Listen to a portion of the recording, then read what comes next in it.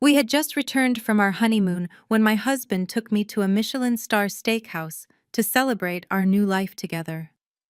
As he stepped away to take a business call, an elderly man bumped into my chair, slipped a crumpled $100 bill and a torn napkin into my hand, and whispered, "Run, while you still can."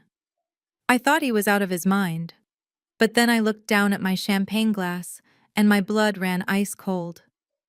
I realized I had exactly 3 minutes to escape before my charming, handsome new husband murdered me. My name is Simone, and I am 35 years old. Before I continue this story, let me know where you are watching from in the comments below. Hit like and subscribe if you have ever had to trust your absolute deepest instincts to survive a nightmare disguised as a fairy tale. The crystal chandeliers above our private booth cast a warm golden glow over the white tablecloth. The restaurant was filled with the low, elegant hum of clinking silver and soft jazz. Julian had just ordered his third oyster appetizer when his phone buzzed softly against the mahogany table. He glanced at the screen, and a subtle tightness flashed across his jaw. He smoothed the lapels of his custom-tailored suit and offered me that signature devastatingly perfect smile that had completely swept me off my feet over the past year. "Duty calls, my love," he murmured, his deep voice thick with manufactured regret. "It is the development firm. Kendrick is panicking about the zoning permits for the new high-rise. Give me exactly 2 minutes to talk him off a ledge, and then the rest of this beautiful evening is entirely yours." He leaned across the table, pressing a soft kiss to my forehead before sliding out of the circular leather booth. I watched him weave through the crowded dining room, his tall, athletic frame commanding attention from everyone he passed. I took a slow breath, letting the tension drop from my shoulders. I reached for my water glass, planning to take a quiet sip, when a sharp jolt hit the back of my chair. I spilled water down my wrist and turned around, ready to accept an apology from a careless waiter. Instead, I found myself staring up into the weathered, desperate face of an elderly African-American man. He wore a faded wool coat that smelled faintly of stale coffee and old paper. His eyes, though framed by deep wrinkles, were intensely sharp and wide with a terrifying urgency. Before I could speak, before I could even ask if he was all right, his rough, trembling hand shot out. He grabbed my left hand, his fingers pressing painfully hard against my wedding ring. With a swift, practiced motion, he shoved a tight, crumpled ball of paper into my palm. "Run!" He rasped, his voice barely a whisper, but heavy with pure terror. "Run while you still can. Do not drink anything. Do not go home with him." He released my hand instantly and turned away, shuffling quickly toward the kitchen service doors before I could even process the bizarre encounter. My heart hammered against my ribs.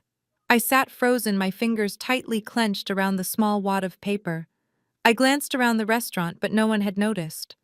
The wealthy patrons at the surrounding tables were completely engrossed in their Wagyu steaks and vintage wines. Slowly, carefully, I unrolled the crumpled ball under the table.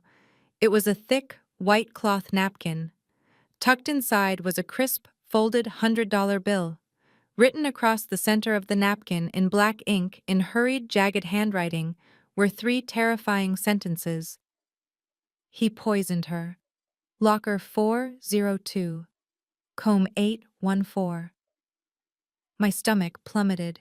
He poisoned her. My mind instantly raced back to the very first night Julian and I had met. He had been so vulnerable, so open about his past. He had told me about Maya, his first fiancée. He had cried holding my hands, telling me how she had died of a sudden tragic heart attack just weeks before their wedding 3 years ago. He told me it broke him, that he never thought he would find love again until I walked into his life. Suddenly, a shadow fell over the table. "Sorry about that, beautiful," Julian said smoothly, sliding back into the booth. "Kendrick is a mess without me, but I handled it." I quickly shoved the napkin and the $100 bill deep into the pocket of my silk dress. I forced my face to remain completely neutral. Over the last decade, I have built a highly successful forensic accounting firm entirely from the ground up. I am a self-made woman who makes a living hunting down hidden offshore accounts, decoding fraudulent tax returns, and catching pathological liars in the act of embezzling millions. My entire career is based on noticing the tiny, imperceptible details that other people gloss over. Discrepancies are my specialty. And suddenly, sitting across from the man I had married just 2 weeks ago, every single alarm bell in my brain began to scream. I looked at Julian, really looked at him. The restaurant was perfectly air-conditioned, yet a single tiny bead of sweat was tracing its way down his left temple. His eyes, usually warm and inviting, were locked onto the center of the table with a strange, predatory intensity. His left thumb was rhythmically tapping against his thigh beneath the table. It was a nervous tell. I had seen him do it exactly twice before. Once when a contractor asked him for a massive deposit, and once when I had playfully asked to see the deed to his supposedly fully paid-off mansion. "Let us stop talking about business," Julian said, his voice dropping an octave as he reached across the table to wrap his hand around my crystal champagne flute. He slid the glass directly in front of me. "We have a lifetime of happiness to celebrate. Drink up, my love. To our forever." I looked down at the champagne. My analytical mind, trained to spot the smallest irregularities, immediately went to work. I had been drinking from this exact bottle of Dom Perignon for the last 20 minutes. I knew exactly how the bubbles were supposed to look, but the champagne currently sitting in my glass was reacting strangely. The bubbles were not rising in a steady, elegant stream from the bottom of the flute. Instead, they were violently fizzing near the surface, clinging to the sides of the crystal in a thick, unnatural foam. I leaned forward slightly, pretending to admire the glass. The light from the chandelier hit the liquid. At the very bottom of the flute, settling beneath the pale gold liquid, was a faint, cloudy white residue. It was a powder that had not fully dissolved. My blood turned to ice. He poisoned her. Julian had not gone to take a phone call. He had gone to find a moment of privacy to crush something into my drink. He had timed it perfectly, knowing the waiter was busy, and I was distracted by his charming exit. He was sitting across from me right now, smiling his gorgeous, devastating smile, waiting for me to consume a lethal dose of whatever was sitting at the bottom of that glass. "Come on, Simone." Julian coaxed, his tone shifting from romantic to slightly impatient. His eyes narrowed just a fraction of an inch. "Drink. It is bad luck to leave a toast waiting." I looked into the eyes of the man I loved, the man I had trusted with my life and my considerable financial portfolio, and I realized with absolute clarity that I was looking at a predator. I was not a wife to him. I was an asset, and my liquidation date had just arrived. I needed to get out of this restaurant, and I needed to do it right now. But I knew if I panicked, if I screamed or made a scene, he would find a way to control the narrative. He would play the concerned husband. He would take me to a hospital of his choosing. I had to outsmart him, and I only had seconds to make my move. I took a deep breath, forcing my hand to tremble just enough to look natural. I reached for the champagne flute, but instead of wrapping my fingers around the crystal stem, I let my hand slip. My knuckles struck the heavy base of the glass. It tipped over instantly. The pale gold liquid, laced with whatever poison he had intended for me, cascaded across the white tablecloth and splashed directly onto the lap of my cream silk dress. "Oh my God," I gasped, jumping up from the leather booth. The cold champagne soaked through the delicate fabric clinging to my skin. Julian leaped to his feet. His hands hovered over me, his face twisting into a mask of perfect husbandly concern. But his eyes, those sharp, calculating eyes, darted to the empty, spilled glass on the table. A flash of pure frustration crossed his face there, and gone in a fraction of a second. He grabbed a cloth napkin and reached out to dab at my dress. "I am so clumsy," I stammered, stepping back just out of his reach. "I cannot believe I just ruined this dress. I need to get to the restroom right now to run cold water over this before it stains permanently." "Let me come with you," he insisted, taking a step toward me. "I will get the maitre d' to bring some club soda." "No," I said quickly, forcing a laugh that sounded high and breathless. Please, Julian. I am embarrassed enough. Just order us another round. I will be back in 5 minutes. He hesitated. I could see the gears turning in his head. But making a scene in the middle of a Michelin-star restaurant was not part of his plan. He needed this to look like a tragic, sudden illness, not a domestic dispute. He slowly lowered his hands and offered a tight, reassuring smile. 5 minutes, beautiful, he said smoothly. Do not keep me waiting. I turned and walked away. I forced myself to keep a steady, embarrassed pace. I kept my head down, avoiding the eyes of the other diners. The restroom was located down a long, dimly lit hallway near the back of the restaurant. But right before the restroom entrance were the heavy stainless steel swinging doors leading into the kitchen.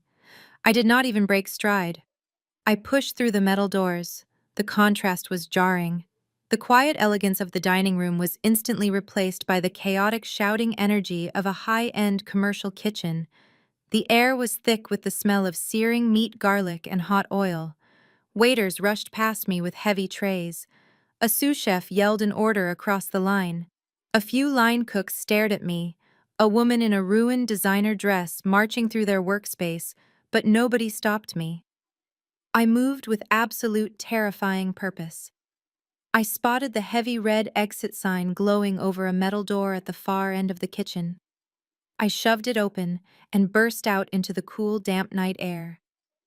I was in a narrow back alley behind the restaurant. The smell of dumpsters and wet asphalt hit me. My chest heaved as I looked frantically left and right. At the end of the alley, a young man was sitting on the hood of a beaten-up Honda Civic smoking a cigarette next to a stack of food delivery bags. I ran up to him. He jumped off the hood, his eyes going wide as he took in my appearance. "Hey, lady.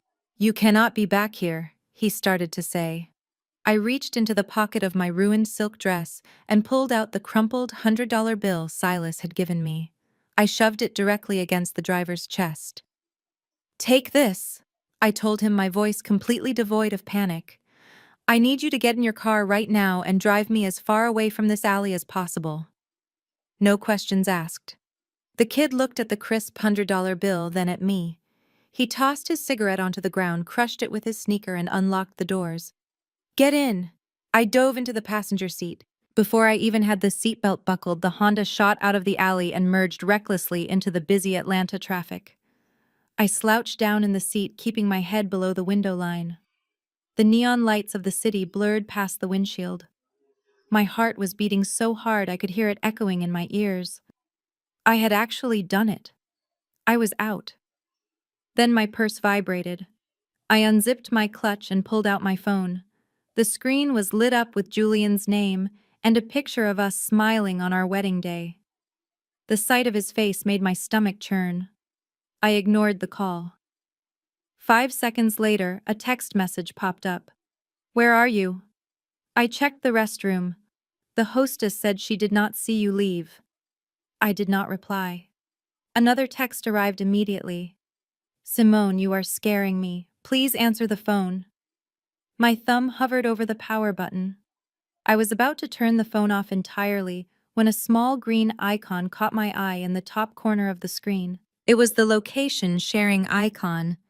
A cold sweat broke out across my neck. 2 months before the wedding, there had been a string of break-ins in my neighborhood. Julian had been so worried. He had insisted we install a premium family safety app on both of our phones so he could always make sure I got to my car safely after working late at the accounting firm. I had thought it was sweet. I had thought it was protective. It was not a safety measure. It was a digital leash. He was tracking me right now. He knew exactly what road I was on and how fast I was moving. He would know exactly where this car stopped. "Pull over," I commanded the driver. "What?" "We are in the middle of a busy intersection," he protested, glancing nervously in the rearview mirror. I said, "Pull over right now." The driver slammed on the brakes, jerking the car toward the right lane and coming to a stop at a red light. Right next to us, idling heavily in the curb lane, was a massive city garbage truck. The workers were hanging off the back, tossing black trash bags into the churning compactor. I rolled down the passenger window. I looked at the sleek, expensive smartphone in my hand. It contained my contacts, my photos, my entire digital life. But right now, it was a homing beacon for a man who wanted me dead. Without a second thought, I chucked the phone out the window. It soared through the air and landed squarely in the back of the garbage truck just as the light turned green. The truck roared to life, carrying my digital footprint away to the municipal dump. "Drive," I told the kid, rolling the window back up. "Take me to the nearest gas station, a cheap one, and then find a motel that does not ask for ID." 10 minutes later, he pulled into a brightly lit, rundown gas station on the outskirts of the city. I thanked him and stepped out into the night. My silk dress was sticky and cold, and I was shivering, but my mind was completely clear. I walked into the convenience store past the rows of junk food and cheap sunglasses and walked straight up to the cashier. "I need a prepaid burner phone," I said, pulling my emergency credit card from my wallet. "And a charger." The cashier, a bored-looking woman snapping her chewing gum, tossed a cheap plastic phone package onto the counter. I swiped my card, tore the package open, and powered the device on while standing right there in the aisle. I was an auditor. I spent my days following the money, finding the lies hidden in the ledgers. Julian thought I was a fragile, naive woman he could manipulate and discard. He thought he could drain my life and my bank accounts without leaving a trace. But he had made one fatal miscalculation. He had married a woman who knew exactly how to dismantle a fraud. I walked out of the gas station and headed toward the flickering neon sign of the motel next door. I had a burner phone. I had the clothes on my back, and I had the locker combination the old man gave me. It was time to find out exactly who I had married and exactly how much he had already stolen from me. The heavy wooden door of room 12 clicked shut behind me, and I immediately threw the deadbolt. I slid the metal chain into place and dragged a heavy, scuffed wooden chair from the corner, wedging it firmly under the doorknob. The motel room smelled of cheap bleach and years of stale cigarette smoke. The floral bedspread was faded, and the single lamp on the nightstand cast a harsh yellow light across the peeling wallpaper. It was a world away from the crystal chandeliers and imported champagne of the restaurant, but in that moment it was the safest place on earth. I peeled off my ruined silk dress, shivering as the damp fabric clung to my skin, and tossed it onto the floor. I pulled on the complimentary thin white bathrobe hanging in the bathroom and sat down on the edge of the sagging mattress. My hands were finally starting to shake as the sheer adrenaline of the escape began to wear off.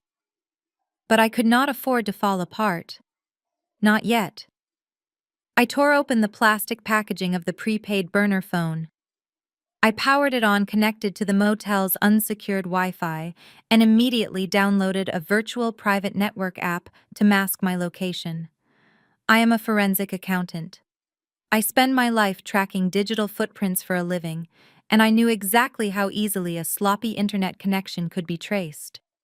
Once my IP address was safely rerouted through a server in Europe, I opened the web browser and navigated to the secure login portal of my primary financial institution.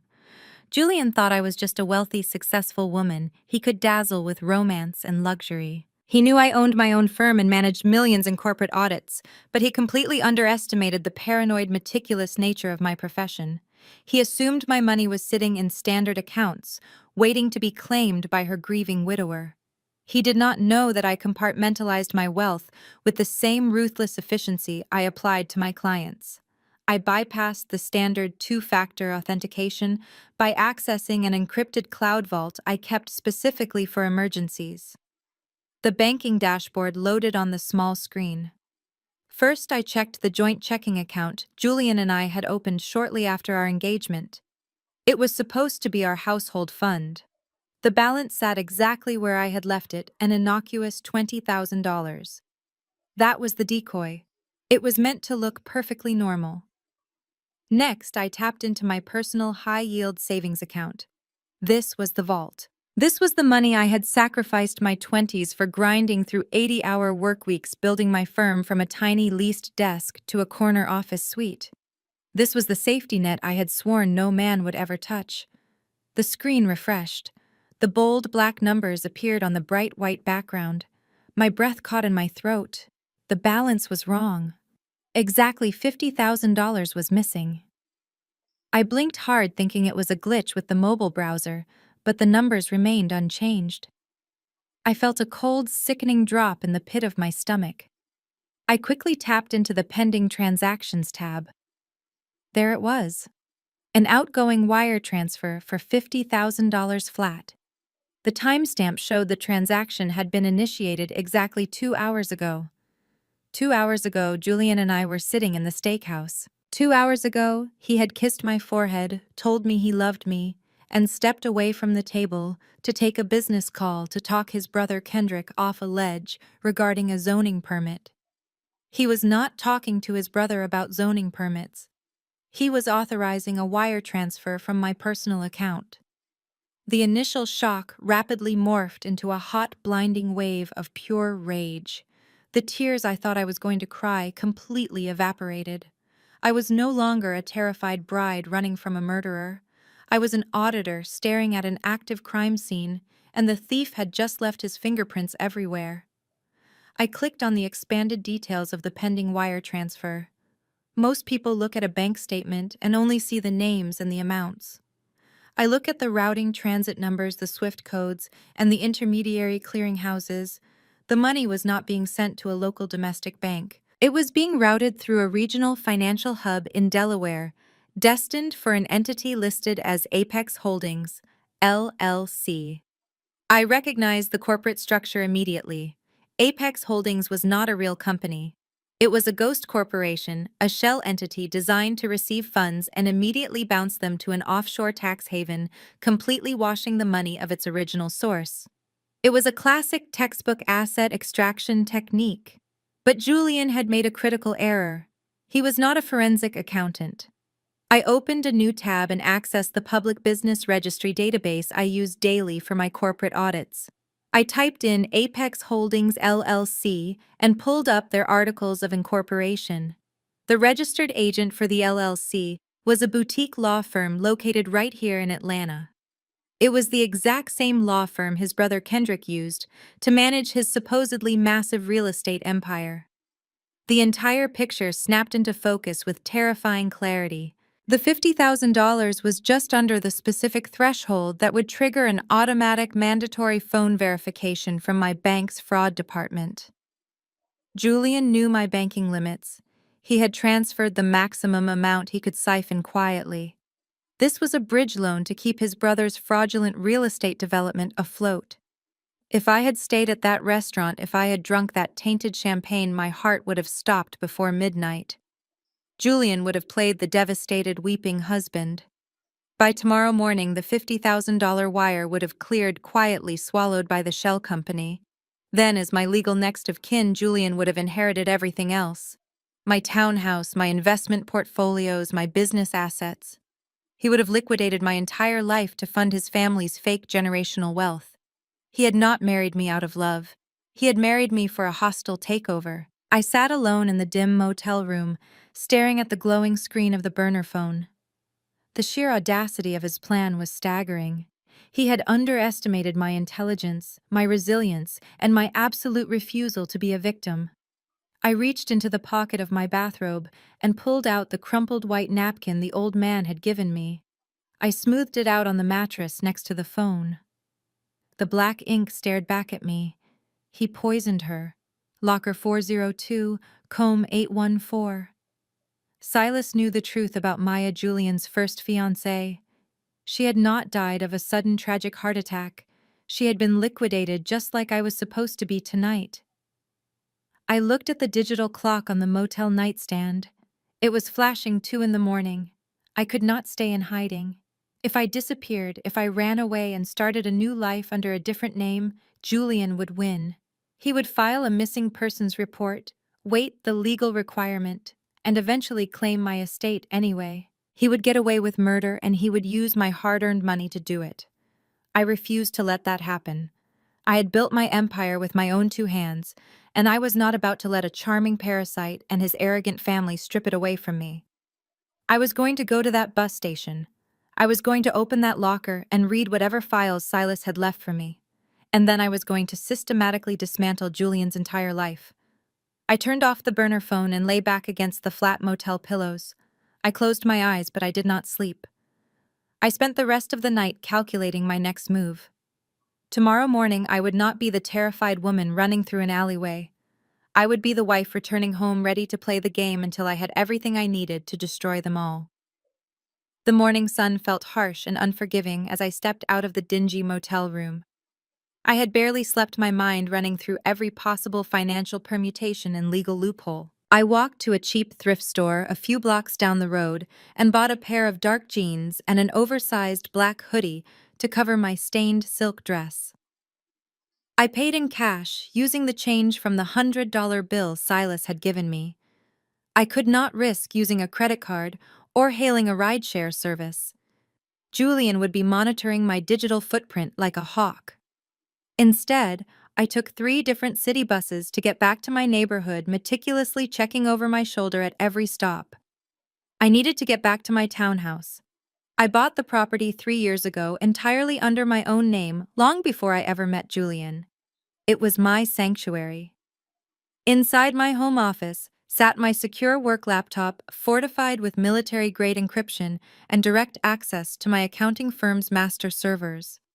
Without it, I could not trace the rest of the offshore accounts or secure my clients' assets. I also needed my passport and the emergency cash stash I kept hidden inside a hollowed-out encyclopedia on my bookshelf. I planned to get in, pack a discreet duffel bag, and get out in under 5 minutes. As I walked up the manicured sidewalk toward my front porch, every muscle in my body suddenly tensed. Parked directly across the street, half hidden under the shade of a large oak tree, was a sleek matte black Range Rover. It was Kendrick's car. My heart hammered against my ribs. I quickly scanned the street, but it was quiet. I walked up the steps to my front door and reached into my pocket for my keys. That was when I noticed the small glowing indicator light on my digital deadbolt. It was supposed to be a solid red when armed. It was glowing a soft, inviting green. The security system had been completely disarmed. I stood frozen on the welcome mat.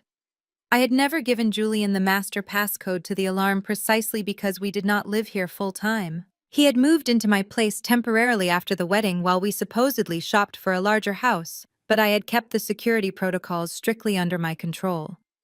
Or so I thought. I took a slow, silent breath, sliding my hand into the pocket of my hoodie to grip the heavy metal base of my keys. I pushed the front door open. The heavy scent of expensive dark roast coffee and strong vanilla perfume hit my senses immediately. I stepped into the foyer and looked toward the living room. They had made themselves completely at home. Sitting on my custom velvet sofa, drinking coffee from my personal ceramic mugs, were the 4 people who stood to gain everything from my murder. Julian was pacing near the fireplace. His older brother Kendrick was lounging in my reading chair, tapping away on his phone. Julian's mother Evelyn sat perfectly upright on the love seat, her hands folded neatly in her lap. And next to her was Chloe, Kendrick's white wife, casually flipping through an architectural magazine she had taken from my coffee table. The moment the front door clicked shut behind me, the room went dead silent. Julian spun around. His eyes widened in a display of absolute manufactured shock. He sprinted across the hardwood floor, closing the distance between us before I could even take a step back. He wrapped his arms fiercely around my shoulders and pulled me into a crushing hug. "Simone," he cried out, his voice cracking with exaggerated theatrical emotion. "Oh my God. Thank God. Thank God you are alive. I have been out of my mind with worry." My skin crawled violently. I could feel his strong hands gripping my shoulders, his fingers digging into my muscles, keeping me locked in place. He was not hugging me out of relief. He was physically restraining me, checking to see if I was going to fight back. He buried his face into my neck, breathing heavily, playing the role of the terrified, devoted husband to absolute perfection. I did not hug him back. I stood perfectly rigid, my arms resting flat against my sides, my eyes fixed over his shoulder on the rest of the family. Evelyn stood up, smoothing down her perfectly tailored tweed skirt. Her face was set in a mask of cold patrician disapproval. "Where on earth have you been, Simone?" she demanded, her tone laced with absolute disdain. "Julian was up all night calling hospitals and police stations. Do you have any idea the kind of stress you have put my son through on your honeymoon, no less?" Chloe uncrossed her legs and tossed the magazine aside. She set her ceramic mug down directly on my glass coffee table, completely ignoring the coasters sitting inches away. "We were literally about to call the psychiatric ward," Chloe added, her voice dripping with fake, condescending sympathy. "You cannot just disappear into the night like a lunatic, Simone. People talk." I gently but firmly pushed Julian back, breaking his grip on my shoulders. I stepped fully into the living room, my eyes sweeping over the space. Sitting right next to Chloe's carelessly placed mug on the coffee table was a shiny, freshly cut silver key. "How did you get in here?" I asked, keeping my voice completely level and devoid of any emotion. Julian let out a ragged sigh, running a hand through his perfectly styled hair. He looked at me with wide, pleading eyes. "I made a copy of the key last week, my love, for emergencies. And thank God I did. When you ran out of the restaurant last night screaming at the waiters and throwing your glass on the floor, I thought you were having a complete mental breakdown. I was terrified you had come home and hurt yourself. I had to bypass the alarm box in the garage just to get inside." I stared at him, screaming at the waiters. Throwing my glass, I had quietly spilled my drink and slipped out the back door without making a single sound. He was already rewriting history. He was laying the heavy groundwork for his backup plan. If the poison did not work, he was going to build a rock-solid narrative that I was suffering from severe psychological instability. Kendrick finally looked up from his phone. He stood up, towering over me with his broad, intimidating frame. "Look at you," Kendrick sneered, gesturing up and down at my thrift store hoodie and messy hair. "You look like a street vagrant. Julian told us you have been acting paranoid for weeks, but this is a whole new low. You need serious medical help, Simone." I realized in that exact moment that they were not just here to ambush me. They were staging an intervention. They had cornered me in my own home, completely united in their lie. If I accused Julian of poisoning me right now, I would sound exactly like the hysterical, paranoid woman they were painting me out to be. They would use my own accusations as proof of my insanity, call their private doctors, and have me institutionalized before lunch. I had to play their game, and I had to play it better. I lowered my head, forcing my shoulders to slump in a posture of complete defeat. I let out a trembling, ragged breath, burying my hands deep into the pockets of my oversized thrift store hoodie. If they wanted a broken, unstable, hysterical woman, I was going to give them an absolute masterclass in submission. I looked up through my eyelashes, my eyes wide and shimmering with manufactured, unshed tears. Julian immediately softened his stance, thinking he had successfully broken my spirit just by having his family corner me. But Evelyn was not finished. She stood up from the love seat, her heels clicking sharply against the hardwood floor. She paced elegantly across the Persian rug I had imported from Turkey, looking at me as if I were a stain on her perfect shoes. "Do you have any idea how it looked, Simone?" Evelyn demanded, her voice cutting through the quiet room like a serrated blade. "Julian is a highly respected developer. Our family has spent decades cultivating a flawless reputation in the elite circles of this city.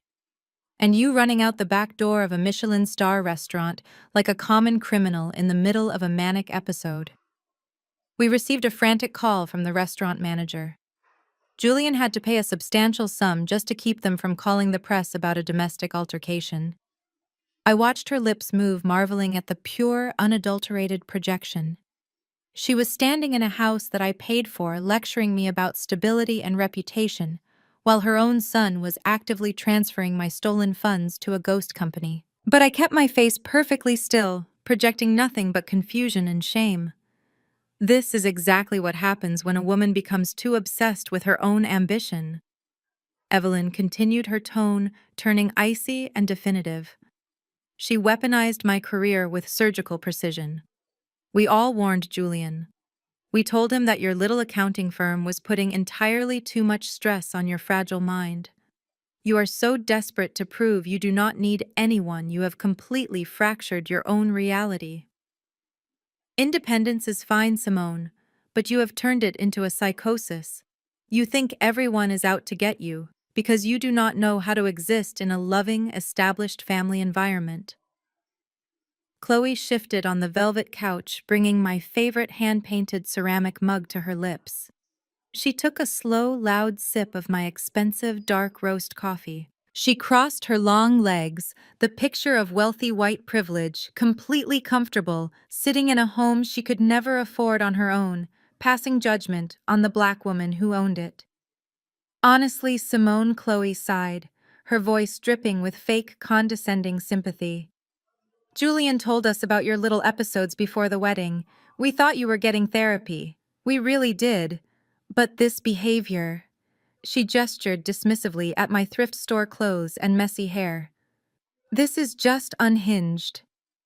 I looked at her, letting the silence stretch for a fraction of a second.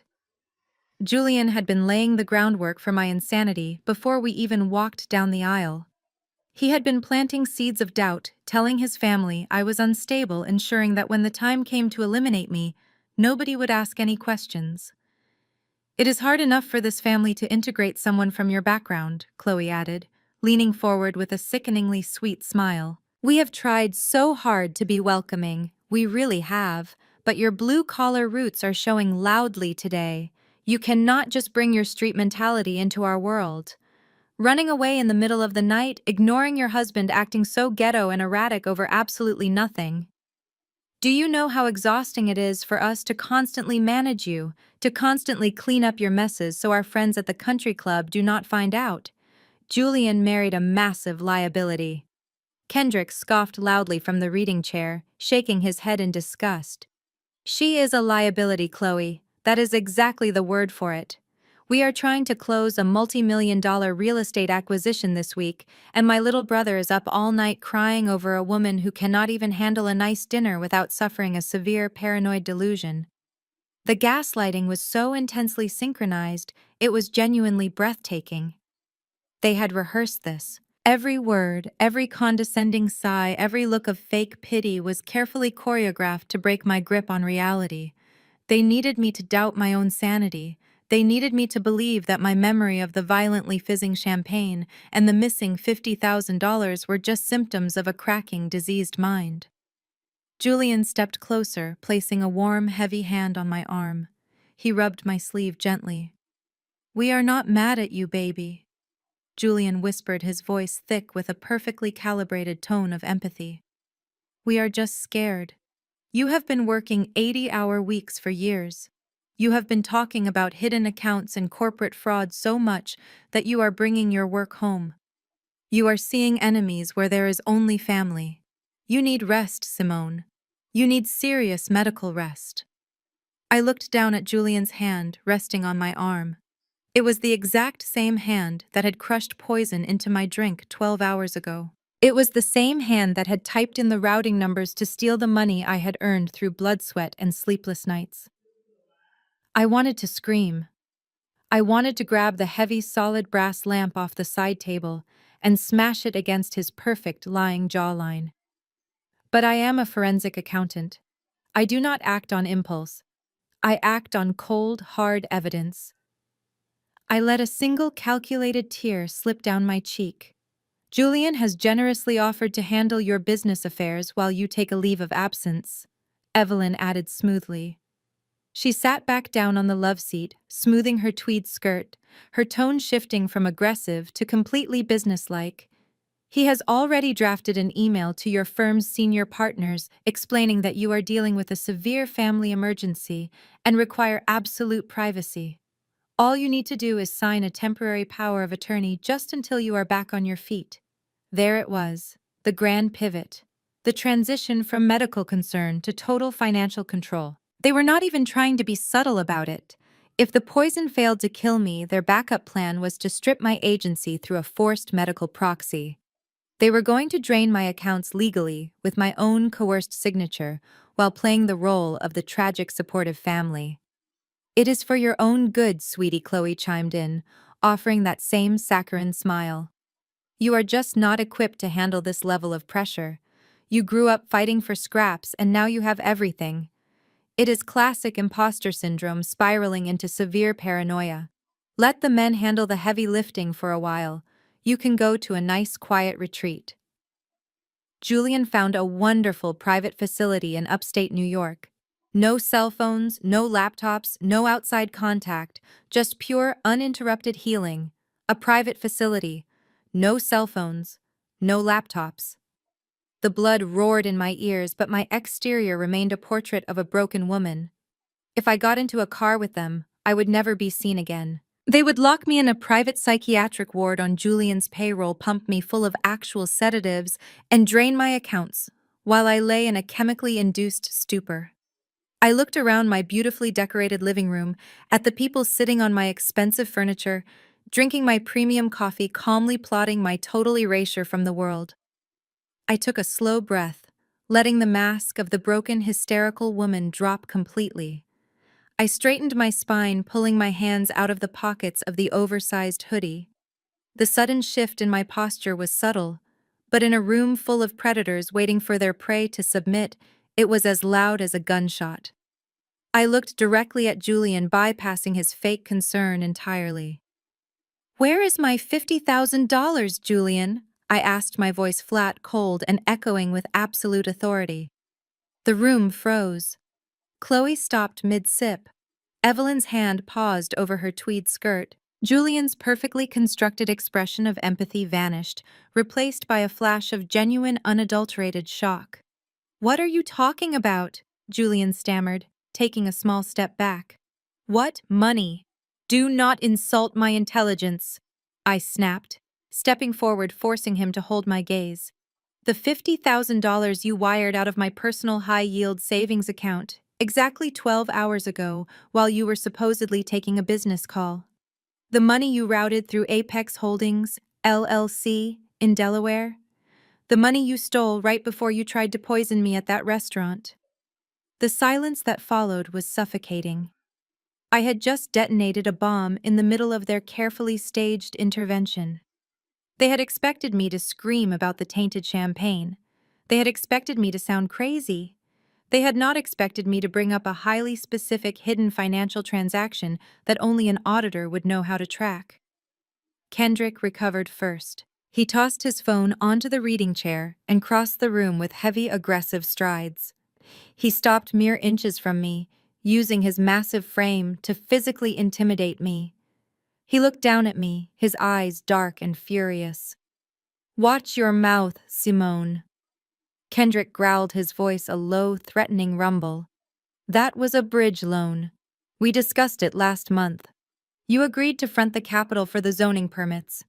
If your memory is so fractured that you cannot even remember authorizing a simple wire transfer for your own husband's business, then you are in worse shape than we thought."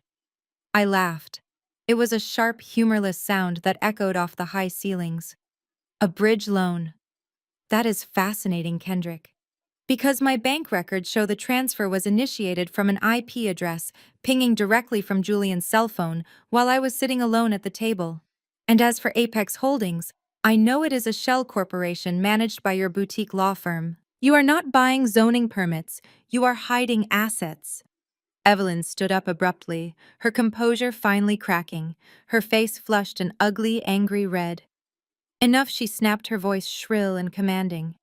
"We are not going to stand here and listen to these insane, paranoid delusions.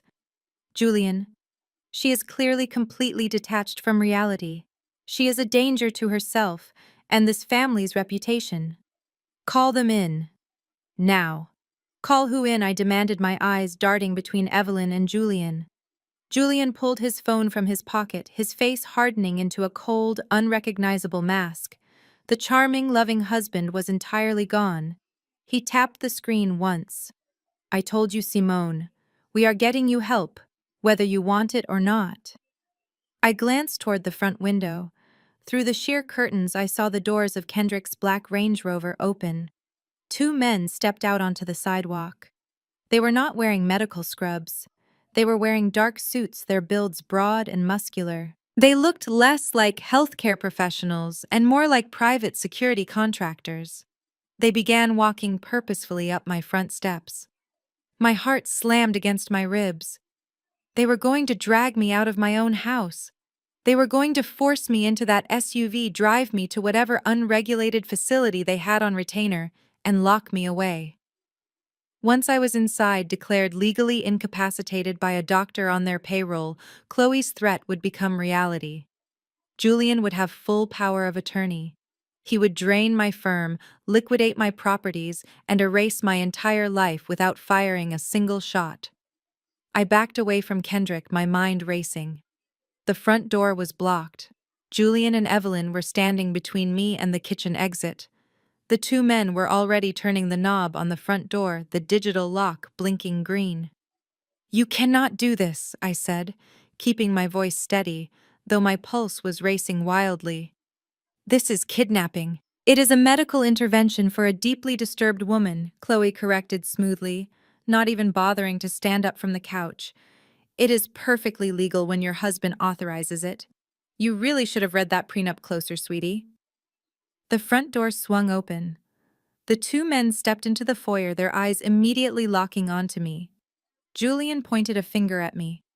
"Take her," Julian ordered softly. "Be gentle, but do not let her fight you. She is having an episode." The men moved forward. I did not run. I did not scream. Instead, I reached my hand behind the heavy velvet curtain draping the tall window next to the fireplace. When I had bought this townhouse, I had the security system custom designed. I knew that living alone as a successful woman required more than just a standard keypad by the front door. I had 3 silent panic buttons wired directly into the house's main electrical grid, hidden in strategic locations. My fingers found the small, raised plastic button mounted to the baseboard behind the curtain. I pressed it down hard. Instantly, the house erupted. A deafening, piercing siren shrieked through the living room so loud it physically rattled the windows. It was not a standard alarm beep. It was an industrial-grade high-decibel wail designed to disorient and alert the entire neighborhood. Along with the siren, a pre-recorded voice began broadcasting from hidden speakers in the ceiling, repeating a single automated phrase. "Intruder alert. Police dispatched. Intruder alert. Police dispatched." The two men in suits stopped dead in their tracks, their hands covering their ears against the sheer volume of the siren. Kendrick stumbled back, swearing loudly, looking wildly at the ceiling. Chloe dropped her coffee mug on the glass table, the ceramic shattering her perfectly composed face, twisting into genuine panic. "Turn it off!" Julian screamed, his voice barely audible over the shrieking alarm. "Turn it off right now, Simone!" I stepped out from behind the curtain, my face entirely calm, despite the absolute chaos erupting around me. "The alarm company does not call to verify when this specific button is pushed," I yelled back, enunciating every word clearly. "The police are already on their way. They will be here in less than 2 minutes." Evelyn grabbed her designer handbag from the love seat, her eyes wide with terror. If the police arrived and found 2 hired goons trying to drag a screaming woman out of her home, there would be no sweeping it under the rug. It would be a public scandal, a criminal investigation, and the absolute destruction of the pristine social reputation she prized above all else. "We have to go," Evelyn shrieked, grabbing Julian by the arm. "Now!" Kendrick did not hesitate. He shoved past the 2 men in the foyer and bolted out the front door, sprinting toward his Range Rover. Chloe practically scrambled off the couch, ignoring the spilled coffee and broken ceramic, her high heels clicking frantically as she ran after her husband. Julian stood frozen for a split second, staring at me. The look in his eyes was pure, unadulterated hatred. The mask was entirely gone. He knew I had beaten him today. He knew I had outmaneuvered his carefully laid trap. "You are going to regret this," he mouthed, his words lost in the blaring siren. He turned and fled, following his mother and his hired men out the door. I stood alone in the center of my living room, the alarms screaming around me, watching through the window as they piled into the black SUV and sped away, their tires squealing against the asphalt.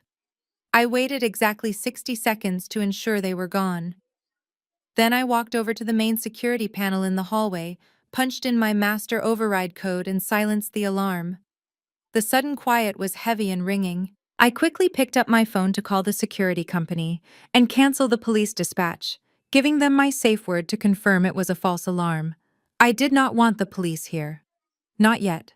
I did not have enough hard evidence to put Julian away forever, and I knew a premature investigation would only give his family time to destroy the paper trail. I had exactly 20 minutes before Julian realized the cops were not coming and tried to return. I ran up the stairs to my home office. I bypassed the standard password on my secure work laptop using a biometric scan and quickly backed up my entire hard drive onto a portable encrypted flash drive. I grabbed my passport from the safe, stuffed a few changes of clothes into a small duffel bag, and pulled the emergency cache from the hollowed-out book. As I zipped the bag shut, I looked around my beautiful home. They thought they could walk in here and take my life. They thought my success was something they could just harvest for their own greed. I slung the bag over my shoulder and headed for the back door. I had survived the night, and I had survived the morning. Now, it was time to go on the offensive. It was time to find out exactly who Maya was and how Julian had managed to bury her so completely. I walked out the back gate into the alleyway, ready to meet Silas. The morning air was sharp and biting as I slipped through the back alley behind my townhouse, my duffel bag pulled tight against my shoulder. I kept my head down, weaving through the narrow side streets, until I reached the nearest subway station. I paid for a token with the cash I had taken from my emergency stash, avoiding the digital kiosks, and boarded the southbound train. My destination was the downtown Greyhound bus terminal, a place loud and chaotic enough to swallow me whole. The terminal smelled of diesel exhaust, stale pretzels, and cheap floor cleaner. It was a massive, echoing cavern filled with weary travelers sleeping on plastic chairs and the constant garbled drone of departure announcements. It was the perfect place to disappear. I pulled my oversized hoodie closer around my face and navigated the crowded concourse following the overhead signs pointing toward the short-term luggage storage. I found the wall of dented gray metal lockers tucked away in a dimly lit corridor near the restrooms. I walked down the row, my eyes scanning the faded black numbers painted on the doors. 400, 401, 402. I stopped. I reached into my pocket and pulled out the crumpled white napkin from the restaurant. Comb 814. I reached out and spun the small metal dials on the built-in combination lock. 8, 1, 4. I grabbed the cold metal handle and pulled. The locker door popped open with a hollow metallic click. Sitting alone in the dark, empty space was a thick, heavy manila envelope secured with a red string tie. I reached in and pulled it out. The weight of it in my hands felt immense. It was the physical weight of a ghost. I expected you to be here an hour ago. I spun around, my heart leaping into my throat. Standing 10 feet behind me, half hidden in the shadows of the corridor, was Silas. He wore the same faded wool coat he had on at the restaurant, but in the harsh fluorescent light of the terminal he looked even older. His eyes were deeply sunken, carrying a profound, quiet exhaustion that only comes from unimaginable grief. "I had a minor pest control issue at my house this morning," I replied, my voice remarkably steady. "But I handled it." Silas gave a slow, grim nod. He stepped forward, his eyes dropping to the thick envelope in my hands. "I was a private investigator in Chicago for 30 years, he said, his voice a low, gravelly rasp. "I spent my entire career tracking down cheating spouses, missing assets, and corporate frauds. But I could not see the predator standing right in my own living room until it was entirely too late. I looked at the envelope. 'Maya,' I said softly. My daughter Silas answered. His voice cracked on the word, a raw, devastated sound that echoed off the tile walls. She was 28 years old, brilliant, beautiful. She had just made partner at a top-tier marketing firm. She met Julian at a charity gala I practically forced her to attend. He swept her off her feet. He was charming, wealthy, respectful. The perfect man. 6 months later, they were engaged. 7 months later, she was dead. I felt a cold chill wash over my skin. Silas gestured his head toward the main terminal. "There is a diner across the street," he said. "It is loud and nobody pays attention to anyone else. We can talk there." I followed him out of the bus terminal and into a cramped, greasy spoon diner that smelled of burnt coffee and frying bacon. We slid into a cracked vinyl booth in the far back corner. A tired waitress dropped off 2 mugs of black coffee and walked away without saying a word. I placed the manila envelope on the sticky Formica table. I unspooled the red string and opened the flap. "I am an auditor. I have spent my entire adult life reviewing documents, searching for the hidden narratives buried in ledgers and tax returns. But pulling the contents out of this envelope was the hardest thing I had ever done in my professional career." The first document was a certified copy of an autopsy report from the Cook County Medical Examiner. I scanned the rigid clinical text. Maya had collapsed in her kitchen on a Tuesday evening. Julian had been the one to call the paramedics, claiming he found her unresponsive. The official cause of death was listed as acute myocardial infarction, a massive sudden heart attack. "She was 28, I whispered, looking up at Silas. "Healthy 28-year-old women do not just drop dead from heart attacks." Silas gripped his coffee mug, his knuckles turning white. "I know that. You know that." But the toxicology screen came back completely clean. No illicit drugs, no common poisons. Julian played the devastated, weeping fiancé perfectly. He held my hand at the hospital. He cried on my shoulder. And then, before I could even process the shock, he had her cremated. He claimed it was her explicit wish to not be embalmed. By the time I started asking questions, the physical evidence was entirely reduced to ash. I looked back down at the file. Underneath the medical examiner report was a stack of financial records. This was Silas's life work as a private investigator, and it was the exact language I spoke fluently. I began flipping through the bank statements, credit card bills, and wire transfer receipts. The pattern was so brutally identical to my own situation that it made my stomach turn. Julian had isolated her finances almost immediately after the engagement. There were massive withdrawals from Maya's investment accounts, cleverly disguised as joint investments in Kendrick's fake real estate development firm. Julian had systematically drained her liquid assets, moving the money through a labyrinth of shell companies stationed in Delaware and the Cayman Islands. "He bled her dry," I said, my eyes rapidly scanning the routing numbers. "He took exactly $400,000 from her over the span of 3 months. That was just the appetizer," Silas said bitterly. "Keep reading." I pulled the last document from the bottom of the stack. It was a 40-page legal contract printed on heavy premium paper. I looked at the header and felt the breath completely leave my lungs. It was a life insurance policy. Julian had not just stolen Maya's savings. He had engineered the ultimate payout. I flipped to the declaration page.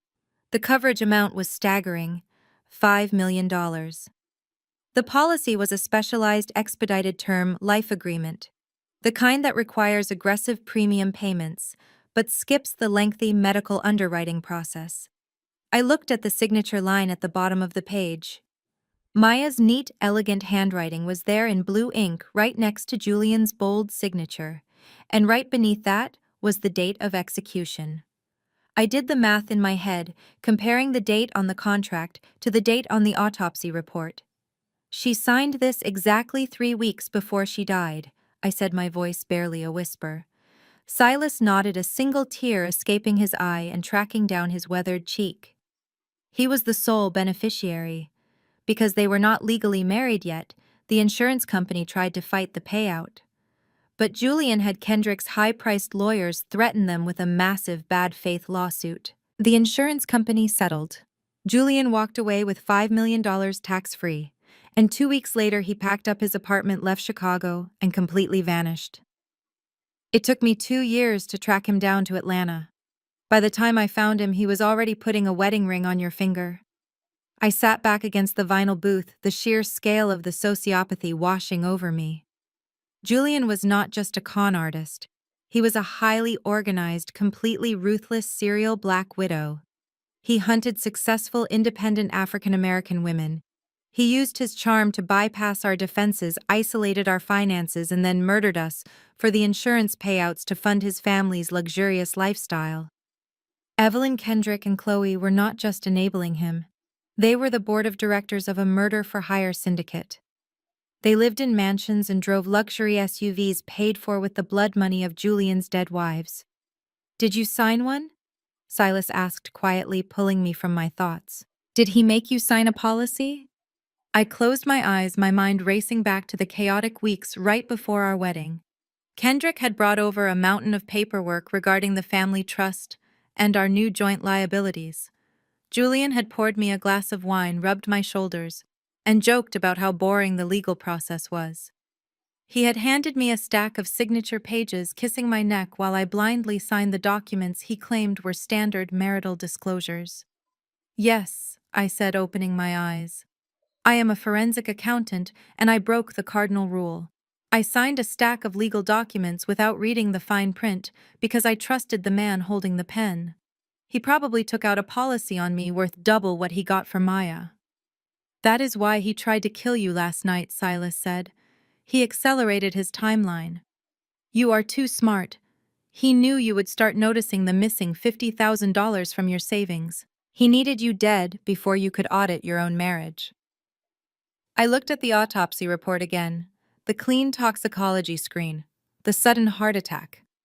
Julian had access to a fast metabolizing agent, something completely untraceable by standard medical examiners. That was the cloudy white powder at the bottom of my champagne glass. I carefully stacked the documents and placed them back into the manila envelope. I tied the red string tightly. The fear that had been gripping my chest since last night was completely gone, replaced by a cold, highly calculated fury. Julian thought he could outsmart me. He thought I was just another mark, another payout waiting to be collected. "What are you going to do?" Silas asked, watching my face intently. I slid the envelope into my duffel bag and zipped it shut. "I am going to do what I do best, Silas. I am going to audit him. I am going to find the shell companies. I am going to find the life insurance policy, and I am going to find the paper trail tying his entire family to Maya's murder." I stood up from the booth, throwing a $5 bill onto the table for the coffee. "I am going back into that house," I said, looking down at the grieving father who had just handed me the key to my own survival. "I am going to play the broken, paranoid wife. And then I am going to burn his entire fake empire right to the ground." I left Silas at the diner and took a cab straight to the financial district. My firm occupied the top 2 floors of a sleek glass high-rise in the heart of downtown Atlanta. This was my territory. I had earned my name on the frosted glass doors through years of relentless grinding, outsmarting corporate tax evaders, and building an untouchable reputation. Julian and his family thought they could dictate the terms of my life, but stepping out of the elevator and onto the plush carpet of my office lobby, I felt my power completely return. I walked past the reception desk, offering a brief nod to my executive assistant, Marcus. I did not bother explaining my oversized thrift store hoodie or my sudden reappearance. I walked straight into my corner office, locked the heavy oak door behind me, and sat down at my massive mahogany desk. I booted up my secure terminal and inserted the encrypted flash drive I had taken from my townhouse. My first priority was securing my clients. If Julian managed to forge a medical proxy, he could potentially attempt to access my firm's master accounts. I initiated a total lockdown protocol on my professional credentials, transferring my active case files to an offline server and revoking all external access permissions tied to my name. Next, I opened a backdoor search into the corporate registry network. I needed to map every single shell company connected to Kendrick's boutique law firm. Apex Holdings was just a single thread, and I was about to pull the entire sweater apart. I was 20 minutes deep into tracing a massive web of offshore wire transfers when a sudden sharp commotion erupted outside my office door. I paused, my fingers hovering over the keyboard. The heavy oak door muffled the sound, but I could hear Marcus's voice raised in frantic protest. A second later, the door handle violently rattled. When it did not open, someone began pounding on the solid wood with the flat of their hand. "Simone, open this door right now!" It was Evelyn. Her voice was shrill, echoing loudly enough to carry through the entire executive corridor. I saved my progress, ejected the flash drive, and slipped it into my pocket. I stood up, smoothed down the front of my hoodie, and walked over to the door. I unlocked the deadbolt and pulled it open. Evelyn and Chloe burst into my office like a localized hurricane. Marcus stood right behind them, his face flushed with panic, holding a phone in his hand. "I am so sorry," Simone Marcus stammered. "They refused to wait at reception. They just pushed right past the security desk." "It is fine, Marcus," I said calmly, not breaking eye contact with Evelyn. "Call building security. Tell them we have 2 unauthorized trespassers on the floor who need an immediate escort to the street level." Evelyn's face contorted into a mask of pure vicious outrage. "Do not, you dare call security on me!" she shrieked, whirling around to face the open doorway. Several of my junior accountants and 2 of my senior partners had stepped out of their offices, drawn by the yelling. This was exactly what Evelyn wanted. She had failed to kidnap me at the townhouse, so she had pivoted to a public execution of my professional character. "You need to step down, Simone," Evelyn yelled, ensuring her voice bounced off the glass walls for maximum audience reach. "You are completely out of your mind. You are having a severe psychotic break, and you are embezzling from our family trust to fund your delusions." Chloe stepped forward, her arms crossed tight over her designer blouse, playing the role of the deeply concerned relative to absolute perfection. "We tried to handle this privately," she announced to the gathering crowd of my colleagues. "We really did. But Simone has been stealing hundreds of thousands of dollars from Julian. She is completely unstable. We are just trying to protect her clients before she destroys this entire firm." I stood behind my desk perfectly still, watching them perform. It was a spectacular display of weaponized white tears from Chloe and aristocratic indignation from Evelyn. They were trying to trigger a reaction. They wanted me to scream back. They wanted me to defend myself loudly, to throw my hands in the air, to look exactly like the unhinged, dangerous black woman they were aggressively painting me to be. If I lost my temper, my partners would see a liability. If I engaged in a shouting match, Evelyn would win. So I did not give them a single ounce of emotion. I picked up my desk phone and pressed the intercom button. "Marcus," I said, my voice projecting clearly and calmly into the hallway. "Please inform the partners that my mother-in-law and sister-in-law are currently experiencing a severe emotional crisis. I apologize for the disruption to the workday." "How dare you?" Evelyn gasped, her eyes going wide with shock. "You are the one who is crazy. You are stealing from my son." "Evelyn," I said, my tone as cold and hard as absolute zero. "If you have evidence of embezzlement, you should contact the federal authorities immediately. I highly encourage it. In fact, I am fully prepared to open my books to the IRS today. Are you and Kendrick prepared to do the same for Apex Holdings?" The blood instantly drained from Evelyn's face. Her mouth opened, but no sound came out. She looked at Chloe, panic suddenly shattering her sophisticated facade. I had just named their secret shell company in front of a dozen financial auditors. Chloe dropped her arms, her fake concern vanishing. "You cannot just throw out baseless accusations," Chloe snapped, taking a step back toward the door. "They are not baseless," I replied smoothly. "But this is a private financial firm, not a country club for you to throw tantrums in.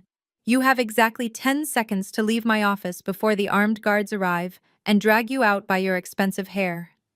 Right on cue, the heavy glass doors of the lobby swung open and 3 large building security officers in dark uniforms marched down the hallway. Marcus pointed directly at Evelyn and Chloe. "Ma'am," the lead officer said, stepping into my office and placing a firm hand on Evelyn's shoulder. "You need to come with us right now." "Get your hands off me," Evelyn shrieked, swatting at the officer. The illusion of the wealthy, composed matriarch completely evaporated.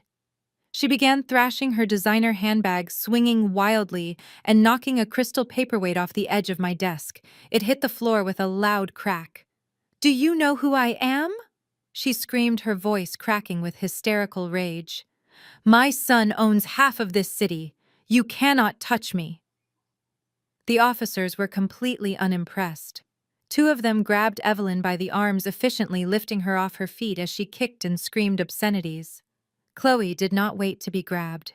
She shrank back, her face pale, and practically sprinted down the hallway to escape the humiliation of being physically removed. I watched in total silence as they hauled Evelyn through the lobby, her shrieks echoing all the way to the elevator banks.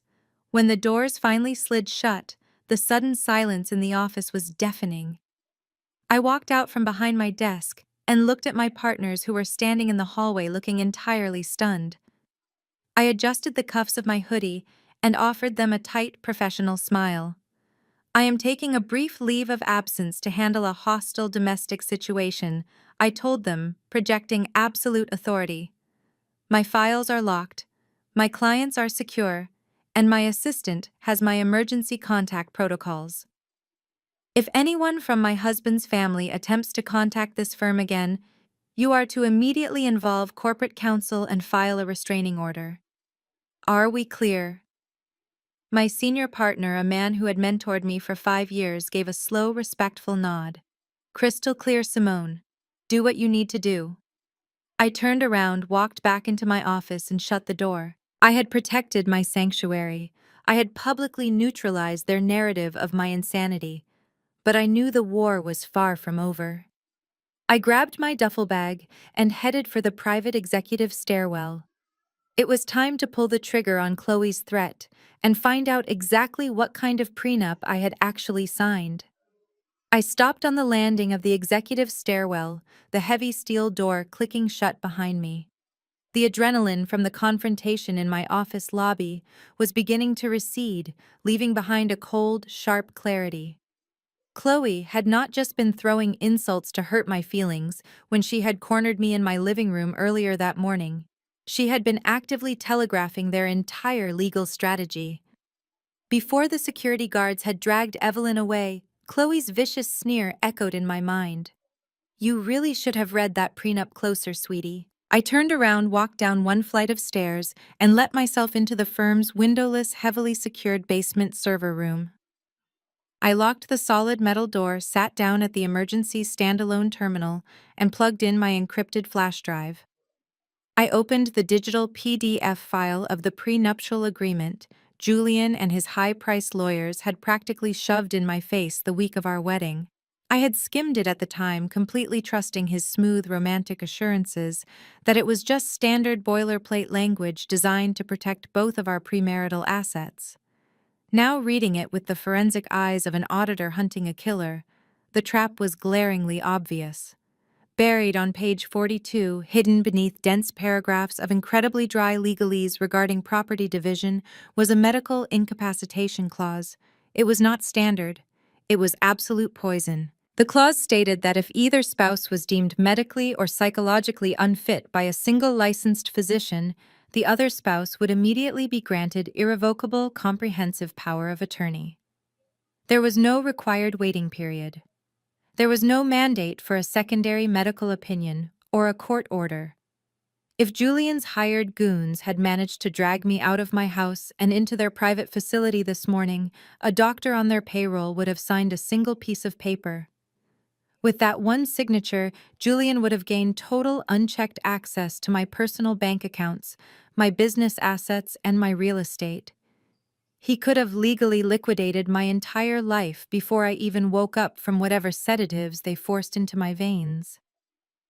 I closed the document, my jaw clenched so tight my teeth ached. Julian had built the perfect safety net. If he could not poison me quietly at the restaurant, he was going to erase me legally through the psychiatric system. But why the sudden urgency? Julian had spent an entire year carefully grooming me, building the flawless illusion of a wealthy, successful power couple. Why accelerate the timeline so recklessly and risk a messy, violent extraction at my townhouse? Murder and kidnapping were acts of sheer desperation. I needed to know exactly what was driving that desperation. I opened a secure, encrypted portal that tapped directly into the international corporate registry databases. It was time to find out exactly who this family really was. I started with Apex Holdings, LLC, the shell company that had swallowed my $50,000. I traced the routing numbers through the Delaware State Registry, peeling back the layers of corporate anonymity. Apex Holdings was a subsidiary of a holding group called Blue Ridge Capital. Blue Ridge Capital, in turn, was the primary asset manager for the family trust. I pulled the financial filings for the family trust and Kendrick's real estate development firm. Julian and Kendrick drove $100,000 cars. Evelyn lived in a massive, sprawling estate in Buckhead and wore custom designer clothing to Sunday service. Chloe spent her weekends sipping mimosas at the most exclusive country clubs in the state. They projected an image of untouchable generational Black wealth.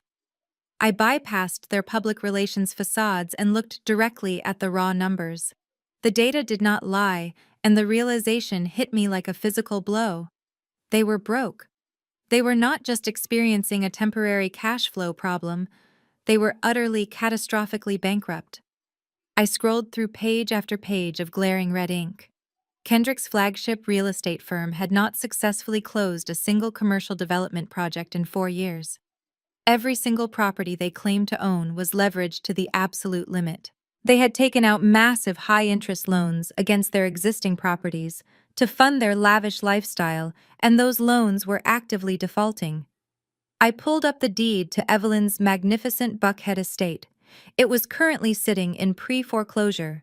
She was 3 months behind on her mortgage payments, and the bank was preparing to seize the property within the next 60 days. Chloe's exclusive country club memberships were suspended for non-payment. Kendrick was facing multiple civil lawsuits from unpaid contractors and angry investors demanding their capital back. They were a walking Ponzi scheme. The only reason the entire family had not collapsed under the weight of their massive debt 3 years ago was because of a sudden miraculous injection of exactly $5 million in liquid cash. I cross-referenced the dates on the ledgers. The massive cash deposit into their family trust aligned perfectly with the payout from Maya's life insurance policy. The sickening truth finally crystallized in my mind. Julian was not a successful real estate developer. He was the family's designated hitman. He was their golden goose. Whenever the loans came due and the facade of their wealth began to crumble, Julian went hunting. He found an independent, successful woman. He charmed her, married her, isolated her, and then murdered her to harvest her assets and pay his family's debts. Maya's tragic death had bought them 3 years of luxury, but they had burned through her blood money, and now the collectors were knocking on the door again. I sat back in the glow of the computer monitor, the sheer, breathtaking evil of their operation washing over me. They looked down on me because of my working-class background. Chloe had sat in my living room drinking my coffee, calling me ghetto and unhinged, acting as if I were a stain on their pristine high society reputation. But behind their tailored suits and designer bags, they were nothing but glamorous parasites. They were desperate drowning frauds who survived entirely by draining the lifeblood of women who actually worked for a living.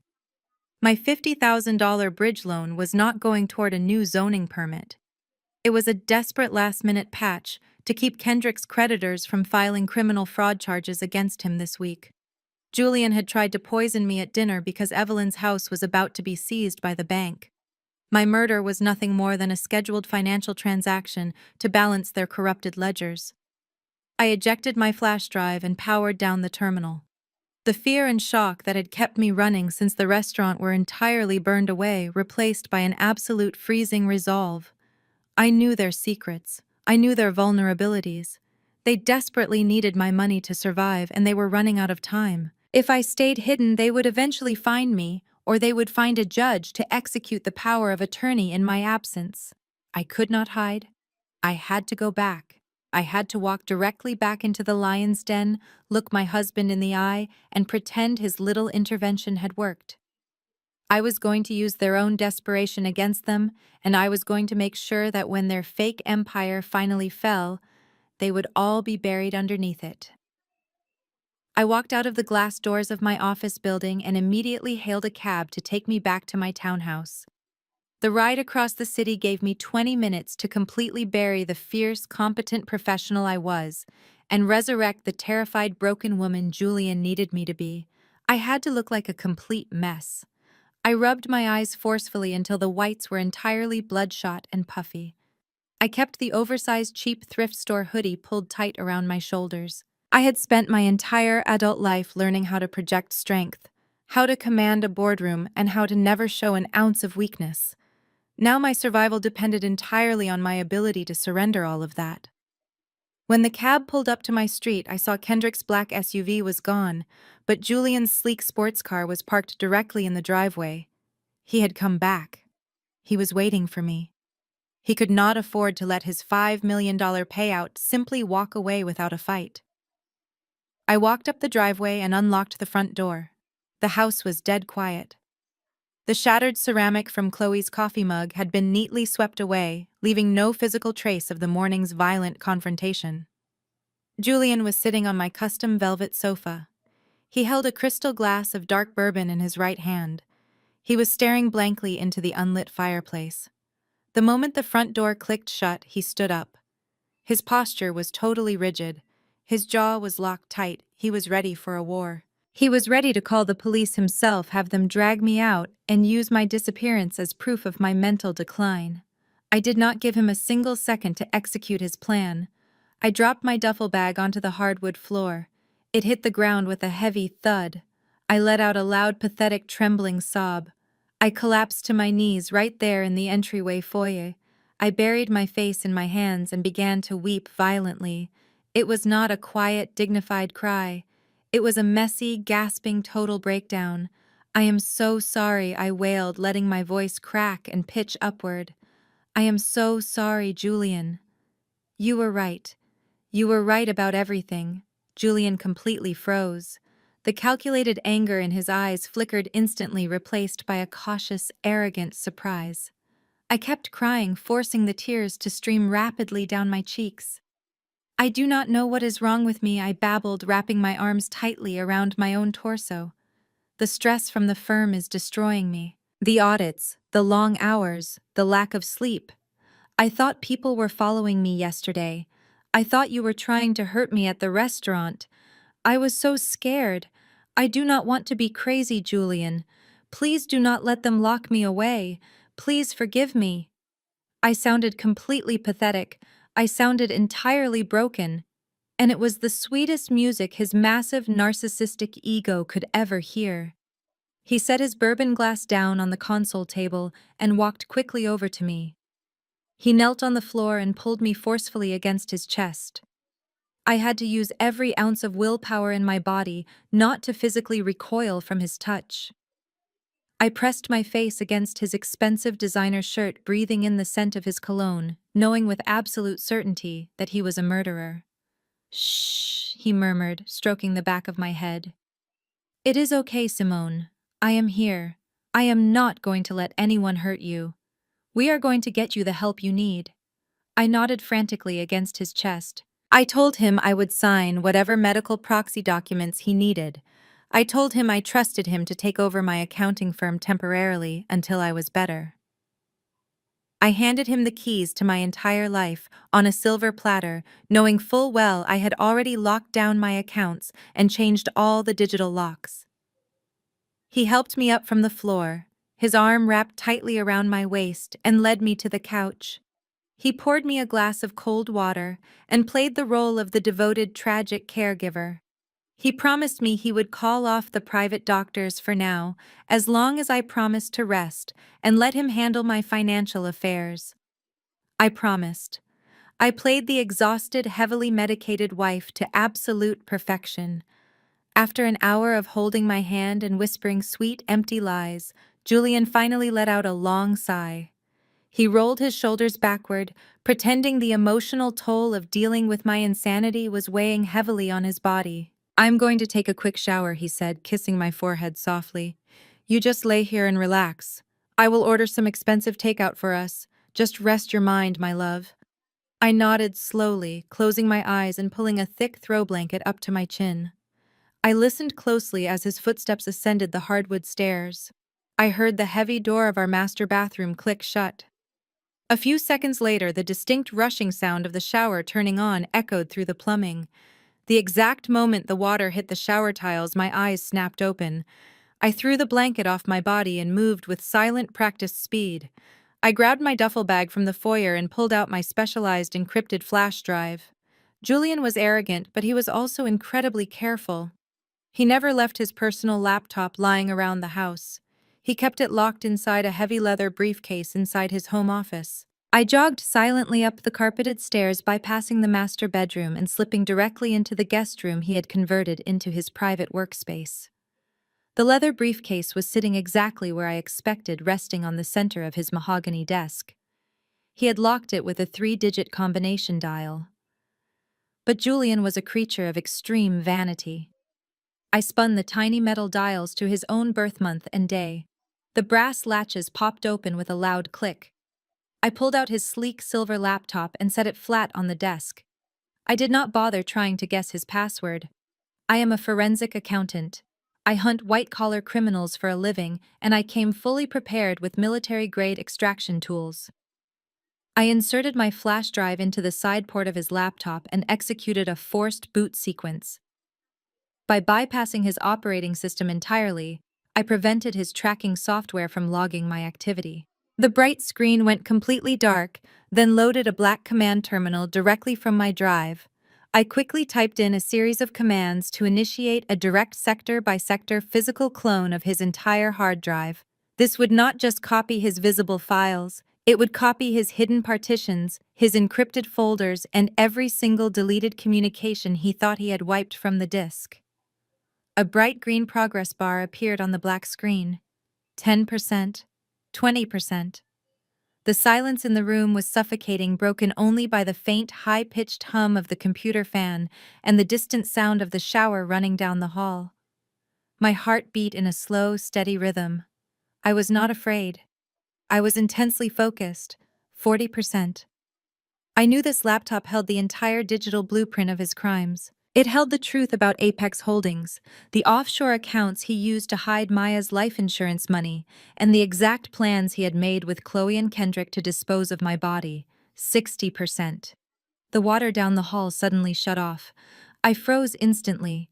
The rushing sound of the shower had stopped. I heard the faint squeak of the glass shower door sliding open. 80%. Come on, I whispered to the glowing screen. I heard Julian walking heavily across the bathroom floor tiles. He would be grabbing a towel. He would be drying off. He would be putting on his silk robe. 95%. The green bar crept forward with agonizing slowness. 100%. Clone complete. I yanked the flash drive out of the side port. I slammed the silver laptop shut, shoved it roughly back into the leather briefcase, and spun the brass combination dials to scramble the numbers. I grabbed my drive, slipped out of the office, and sprinted silently down the carpeted stairs. I tossed the flash drive deep into my duffel bag, threw myself back onto the velvet sofa, and pulled the thick blanket completely over my shoulders. Less than 15 seconds later, Julian walked down the stairs, casually tying the belt of his dark silk robe. He looked over at the couch. I fluttered my eyes open, offering him a weak, exhausted smile. He smiled back, completely unaware that I had just stolen the digital keys to his entire fake empire, and his absolute destruction was now sitting safely in my bag. By the time Sunday evening rolled around, I had perfected the role of the heavily medicated, deeply unstable wife. Julian had spent the last 2 days treating me like a fragile piece of glass, monitoring my every move and offering fake, soothing words while I played the part of a woman entirely detached from reality. He thought he had completely broken me. He had absolutely no idea that his cloned hard drive was currently sitting in a secure lockbox at my bank, and I had spent the weekend decrypting every single one of his deleted text messages. Julian drove us to Evelyn's sprawling estate in Buckhead for their mandatory Sunday family dinner. As his sleek sports car rolled up the long, sweeping circular driveway, I looked out the window at the massive brick mansion. It looked like a fortress of absolute wealth. The manicured hedges were perfectly trimmed, the towering white columns pristine, and the imported luxury cars belonging to Kendrick and Chloe were parked casually out front. To anyone else in Atlanta, this was the pinnacle of high society. But I knew the truth. I knew the bank had already issued the final notice of default. I knew the landscaping company had not been paid in 4 months. I was walking into a monument of crushing debt hosted by a family of desperate frauds. Julian parked the car, hurried around to my side, and opened the door. He offered me his hand, playing the attentive husband. I took it, keeping my shoulders slumped and my gaze aimed at the ground. We walked through the heavy double doors and were immediately greeted by the smell of roasted lamb garlic and expensive red wine. Evelyn was waiting in the grand foyer, dressed in a stunning silk gown, a string of heavy pearls resting against her collarbone. She smiled when she saw me, but it was a cold, predatory smile. She swept forward and kissed the air right next to my cheek. "Simone, darling." Evelyn purred, her voice dripping with artificial warmth. "I am so glad you felt well enough to join us tonight. Julian told us you have been resting your mind." I gave a weak, vacuous nod. "Thank you for having me, Evelyn." We moved into the formal dining room. The long mahogany table was set to absolute perfection. Crystal water goblets caught the light from the massive chandelier overhead. Heavy silver cutlery framed gold-rimmed china plates. Kendrick sat at one side of the table wearing a tailored suit, swirling a glass of Cabernet. Chloe sat next to him, her blonde hair perfectly blown out, wearing a diamond tennis bracelet that I now knew was purchased using Maya's life insurance money. The dinner proceeded with sickening normalcy. We ate the roasted lamb and wild mushroom risotto, while Kendrick bragged loudly about a new commercial zoning project his firm was supposedly acquiring. It was a complete fabrication. I had seen his ledgers. His firm had zero capital and zero active acquisitions. He was performing for me, maintaining the illusion of the wealthy, successful businessman to justify what they were about to ask of me. As the hired catering staff cleared the dinner plates and poured the coffee, the atmosphere in the room suddenly shifted. The casual banter died down. Kendrick adjusted his posture, sitting up completely straight. Julian placed his hand over mine on the table, rubbing my knuckles with his thumb. Evelyn dabbed the corners of her mouth with a linen napkin, took a slow sip of her coffee, and turned her sharp, calculating eyes directly onto me. "Simone, sweetie," Evelyn began, her voice dropping to a low, maternal register. "We have all been so terribly worried about you this week. Seeing you suffer under the weight of your business has broken our hearts. Family is supposed to protect family, and we feel we have failed to protect you from your own ambition." I looked at her blankly, waiting for the trap to spring. Julian and Kendrick had a long meeting with the family trust lawyers. On Friday, Evelyn continued, reaching down to a small side table next to her chair. She pulled out a thick manila folder and placed it squarely on the polished mahogany table. She slid it across the smooth wood until it came to a stop directly in front of my coffee cup. "We want to take the burden off your shoulders. We want you to focus entirely on your mental health, without the crushing stress of property management." I looked down at the folder. I did not need to open it to know what it was, but I slowly reached out and flipped the heavy cover back anyway. Sitting on top of the stack of legal papers was a standard quitclaim deed. It was a legally binding document that would permanently transfer the entire ownership of my townhouse from my name directly into the control of Blue Ridge Capital. They were not just trying to manage my property. They were trying to steal the deed so Kendrick could instantly use my fully paid-off townhouse as collateral against his defaulting commercial loans. I stared at the paper, letting my hands tremble just slightly. "But I paid for that house with my own money," I whispered, injecting a perfect note of childlike confusion into my voice. Chloe let out a loud, patronizing sigh and leaned across the table. Her diamond bracelet clinked sharply against her crystal water glass. "Oh, Simone, please do not make this difficult. We are trying to help you. You are just too unstable right now to handle your own portfolio." Chloe took a sip of her wine and looked at me with an expression of pure, unadulterated condescension. "It is completely understandable, really. Someone with your background coming from such blue-collar roots, you just do not have the generational knowledge to manage real estate assets properly. You grind and you work, but you do not know how to build a legacy. It is too much pressure for you. That is why your mind is fracturing. You need to let the men in the family manage the big picture. Julian and Kendrick know what they are doing. You just need to sit back and be a wife. The blatant aggressive racism wrapped up in fake concern was almost physically suffocating. Chloe was sitting in a foreclosed mansion, married to a man facing civil fraud lawsuits, lecturing me about financial literacy because she thought my working-class background made me inherently inferior. She genuinely believed she was entitled to the wealth I had built from the ground up, simply because she had married into a family that projected a better image. Kendrick leaned forward, resting his heavy forearms on the table. He looked at me with a stern, authoritative expression. Chloe is right, Simone. You have a nice little townhouse, but it is just sitting there. Under the family trust, I can leverage that property, fold it into my new commercial acquisition, and triple your equity in 6 months. We are actually doing you a massive favor, but we need to move fast. The market waits for no one. Julian squeezed my hand, leaning close to my ear. His breath was warm against my skin. Just sign the paper, my love. It is just temporary. Just until the doctors say you are fully recovered. I promise you I will take care of everything. He reached into the breast pocket of his tailored suit jacket, pulled out a heavy, solid gold fountain pen, and placed it gently on top of the quitclaim deed. The entire table fell completely silent. 4 pairs of eyes were locked onto me. The predators had officially cornered their prey. They needed this signature tonight. They needed the equity in my home to stop the bank from seizing Evelyn's estate. Their desperation was palpable, radiating off them in waves. If I refused to sign, if I stood up and told them no, the fragile, crazy wife act would instantly shatter. They would realize I was lucid, and they would immediately revert to their backup plan of physically forcing me into a psychiatric facility.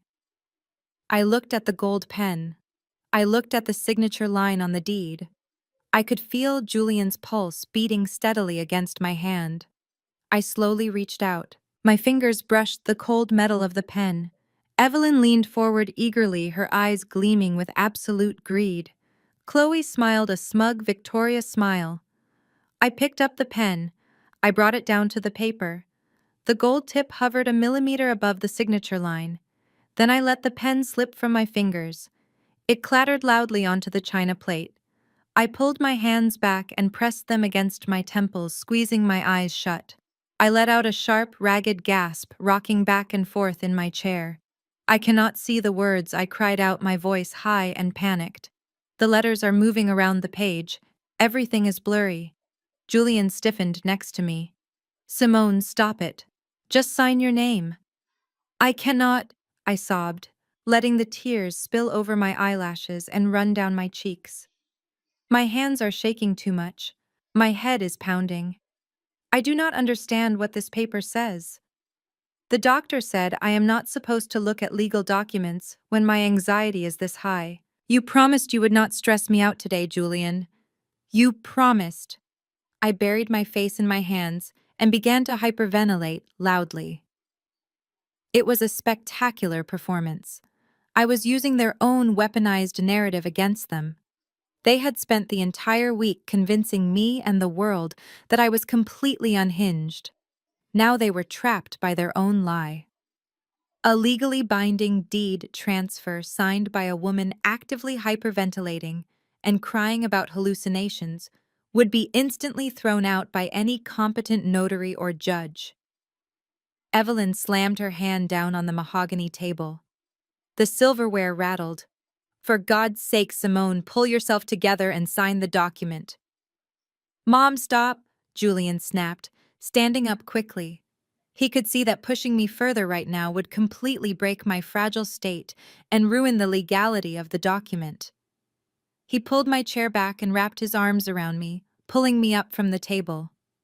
She is having an episode.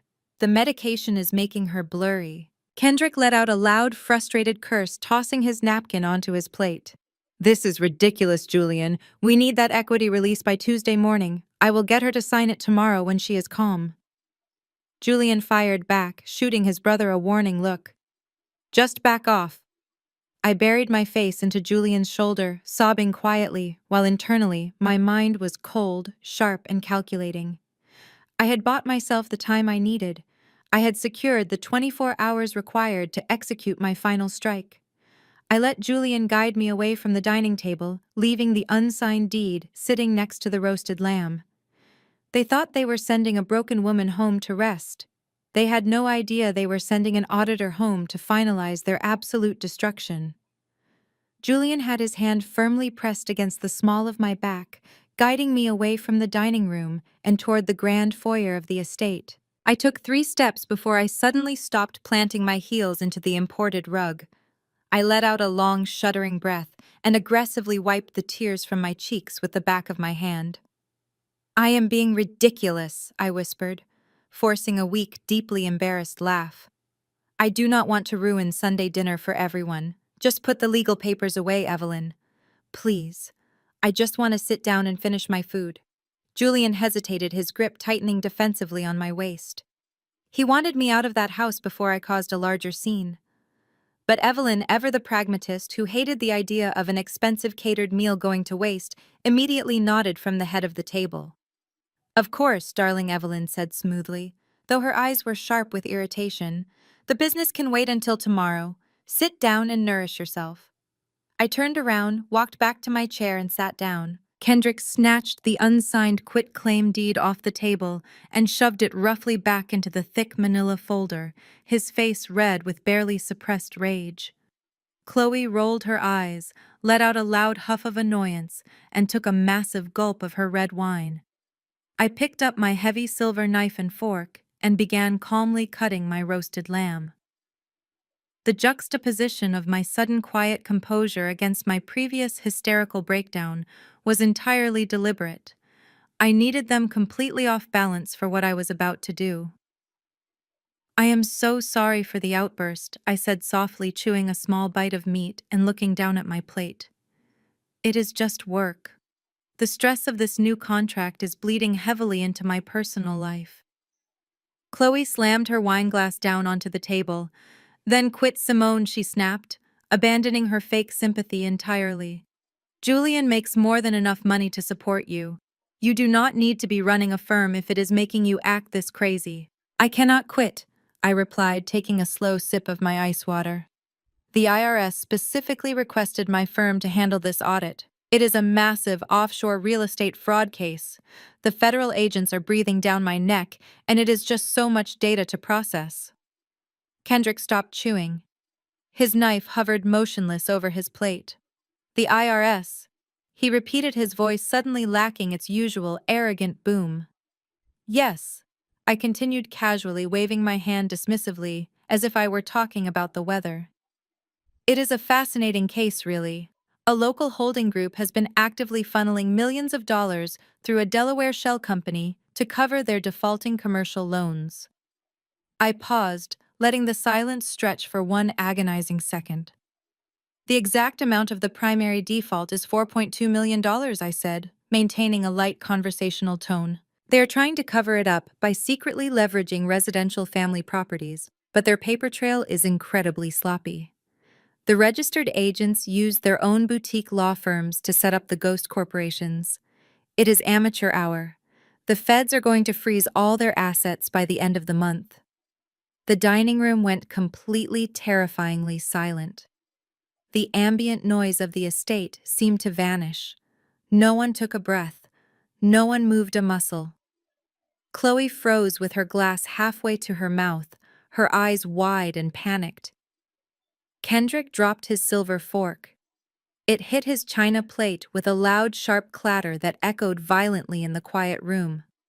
Evelyn stared at me, her jaw completely rigid, her perfectly manicured hands gripping the edge of the mahogany table so tightly her knuckles were white. I slowly turned my head to look at Julian. The perfectly crafted mask of the loving, concerned husband had completely shattered. His face was devoid of all color, His dark eyes were wide and filled with absolute unfiltered terror. He was staring at me as if I had just transformed into a ghost right in front of him. He knew I was the lead auditor on the case. He knew I had just recited the exact financial blueprint of his family's crimes. Anyway, I sighed heavily, putting my fork down and pushing my plate away. Looking at those ledgers all week is what caused my panic attack today. All those millions of dollars in fake assets and hidden debts. It is just depressing how easily people lie to the ones they love. I offered the table a bright, empty smile. But you are right, Julian. I should leave the heavy lifting to the men. My mind is just too fragile for this right now. Nobody ate another bite. The rest of the dinner was a masterclass in suffocating, undeniable tension. Evelyn abruptly announced she had a migraine and excused herself to her bedroom. Kendrick grabbed Chloe by the arm and dragged her out the front door without even saying goodbye. Julian practically sprinted to get our coats. He needed to get me out of that house before his panic completely consumed him. The drive back to our townhouse was dead silent. Julian did not turn on the radio. He gripped the leather steering wheel so hard his hands shook. He kept darting nervous, calculating glances at me from the corner of his eye, trying to figure out if my mention of the $4.2 million was a catastrophic coincidence or a targeted threat. I played the exhausted wife, resting my head against the cool glass of the passenger window and closing my eyes. I had planted the seed. I had let them know that the walls were closing in and their timeline was entirely compromised. Once we were back inside the townhouse, I went straight upstairs and climbed into bed, pulling the heavy duvet over my shoulders. Julian paced the living room downstairs for 2 straight hours. I could hear his heavy footsteps pacing back and forth across the hardwood floor, followed by the muffled sounds of him whispering frantically into his cell phone. He was doing damage control. I waited in the dark until midnight. Finally, Julian came upstairs, slipped into bed beside me, and turned his back to me. I lay perfectly still, matching my breathing to his waiting, until his body went completely limp, and the deep, rhythmic sounds of his sleep filled the room. I slowly slid out from under the covers. I grabbed my duffel bag from the closet and locked myself inside the master bathroom. I turned on the dim vanity light and sat down on the cold marble floor. I pulled out my burner phone and the encrypted flash drive containing the total clone of Julian's laptop. I connected the drive to my phone using a small digital adapter and opened the file directory. I had already seen the financial ledgers, but I knew a man as paranoid and controlling as Julian would not just keep spreadsheets. He would keep leverage. I ran a deep system search for hidden partitions, bypassing the standard operating folders.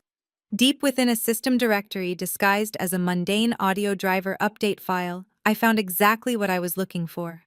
It was a hidden folder containing hundreds of compressed audio files. Julian recorded his phone calls. It was a classic move for a blackmailer and a con artist who needed to keep his lies perfectly straight and hold insurance over his co-conspirators. I put in my wireless earbuds, turning the volume up, and sorted the files by date. I scrolled down to a file time-stamped 3 days ago, recorded just 4 hours before Julian took me to the Michelin star steakhouse for our honeymoon dinner. I took a deep breath, braced myself, and pressed play. Chloe's voice instantly filled my ears, sharp, shrill, and entirely impatient. "Kendrick is losing his mind, Julian," Chloe snapped through the audio recording. "The bank called Evelyn again this morning. They are threatening to send the sheriff to lock the gates of the estate next week. When is this going to be done?" Julian's voice responded. It was smooth, chillingly calm, and completely devoid of any human empathy. "Relax, Chloe. I have the timeline perfectly mapped out. The dinner reservation is for 8 tonight. I have the compound ready." "Are you sure it will look natural?" Chloe demanded, her voice dripping with anxiety. "If the police start asking questions about her money so soon after the wedding, it is going to point straight back to the trust. You know how smart she is. What if she left a paper trail?" "She did not leave a paper trail." Julian laughed, a dark, arrogant sound that made my stomach physically turn. "She trusts me completely. It will be a tragic, sudden heart attack, just like Maya, The medical examiner will not find a single trace of anything in her bloodstream. Once she is pronounced dead at the hospital, the power of attorney transfers to me immediately. I will wire the 4.2 million to Kendrick's firm by the end of the week. Just keep Mom calm and make sure Kendrick does not do anything stupid. Just get it done. Julian. Chloe sighed heavily. I am so tired of pretending to like her. Her whole independent woman routine is exhausting. The audio file clicked off, leaving me sitting in total silence on the bathroom floor. The cold marble pressed against my legs, but I felt completely numb. Hearing the man I married casually guarantee my death was a surreal out-of-body experience. He talked about ending my life with the same casual tone someone would use to order a cup of coffee. I was nothing but a line item on his balance sheet, a temporary obstacle standing between his family and their stolen wealth. But hearing Chloe complain about pretending to like me while actively conspiring to murder me fueled a rage so cold and pure it chased away any remaining trace of fear. They thought I was a fool. They thought my success was something they could simply harvest to pay for their country club memberships and their luxury cars. I locked my phone screen and pulled the earbuds out of my ears. They had handed me the absolute smoking gun. I did not just have evidence of financial fraud anymore. I had a recorded confession of conspiracy to commit murder. Julian had unknowingly documented his own demise. I stood up from the floor, looked at my reflection in the vanity mirror, and made a silent promise to the ghost of Maya. I was not going to be their next victim. I was going to be their executioner. The next 48 hours were a masterclass in psychological endurance. I packed the burner phone and the encrypted flash drive into my secure briefcase at the office, locking it inside a biometric safe that only my fingerprint could open. At home, I continued to play the role of the heavily medicated, deeply paranoid wife. I spent my days curled up on the velvet sofa, staring blankly at the television, jumping at small noises, and apologizing profusely to Julian for my fractured mental state. I watched him seamlessly transition into the role of my savior. He brought me tea, stroked my hair, and assured me that he was handling all the complex legal details of our lives. He was so incredibly confident in his absolute control over me that he never even noticed I had spent my afternoons transferring millions of dollars of my own corporate assets into a blind trust he could never touch, regardless of whatever medical proxy he managed to forge. Friday evening finally arrived. This was the night of the massive charity gala Evelyn had been planning for months. It was hosted in the grand ballroom of the Four Seasons Hotel, a lavish, incredibly expensive event designed to announce Kendrick's supposedly massive new commercial real estate acquisition. In reality, the entire gala was an elaborate smokescreen. It was a desperate public relations stunt to convince their restless investors and angry creditors that the family was still flush with cash. They intended to fund this fake acquisition using the $5 million payout from my impending tragic accident. Julian walked into the master bedroom dressed in a flawless, custom-tailored black tuxedo. He held a small velvet jewelry box in his hands. I was sitting at the vanity wearing a sleek, floor-length black silk gown. I had kept my makeup minimal and my hair pulled back into a severe, elegant chignon. I looked pale, subdued, and perfectly fragile. "You look absolutely breathtaking, my love," Julian murmured, stepping behind me and kissing the bare skin of my shoulder. He opened the velvet box, revealing a stunning diamond necklace. He carefully draped it around my neck, securing the clasp. "Just try to smile tonight, Simone. You do not have to say a single word to anyone. Just stand by my side, let people see how much I love you, and we will leave early so you can rest." I looked at his reflection in the mirror. He was dressing me up for my own funeral.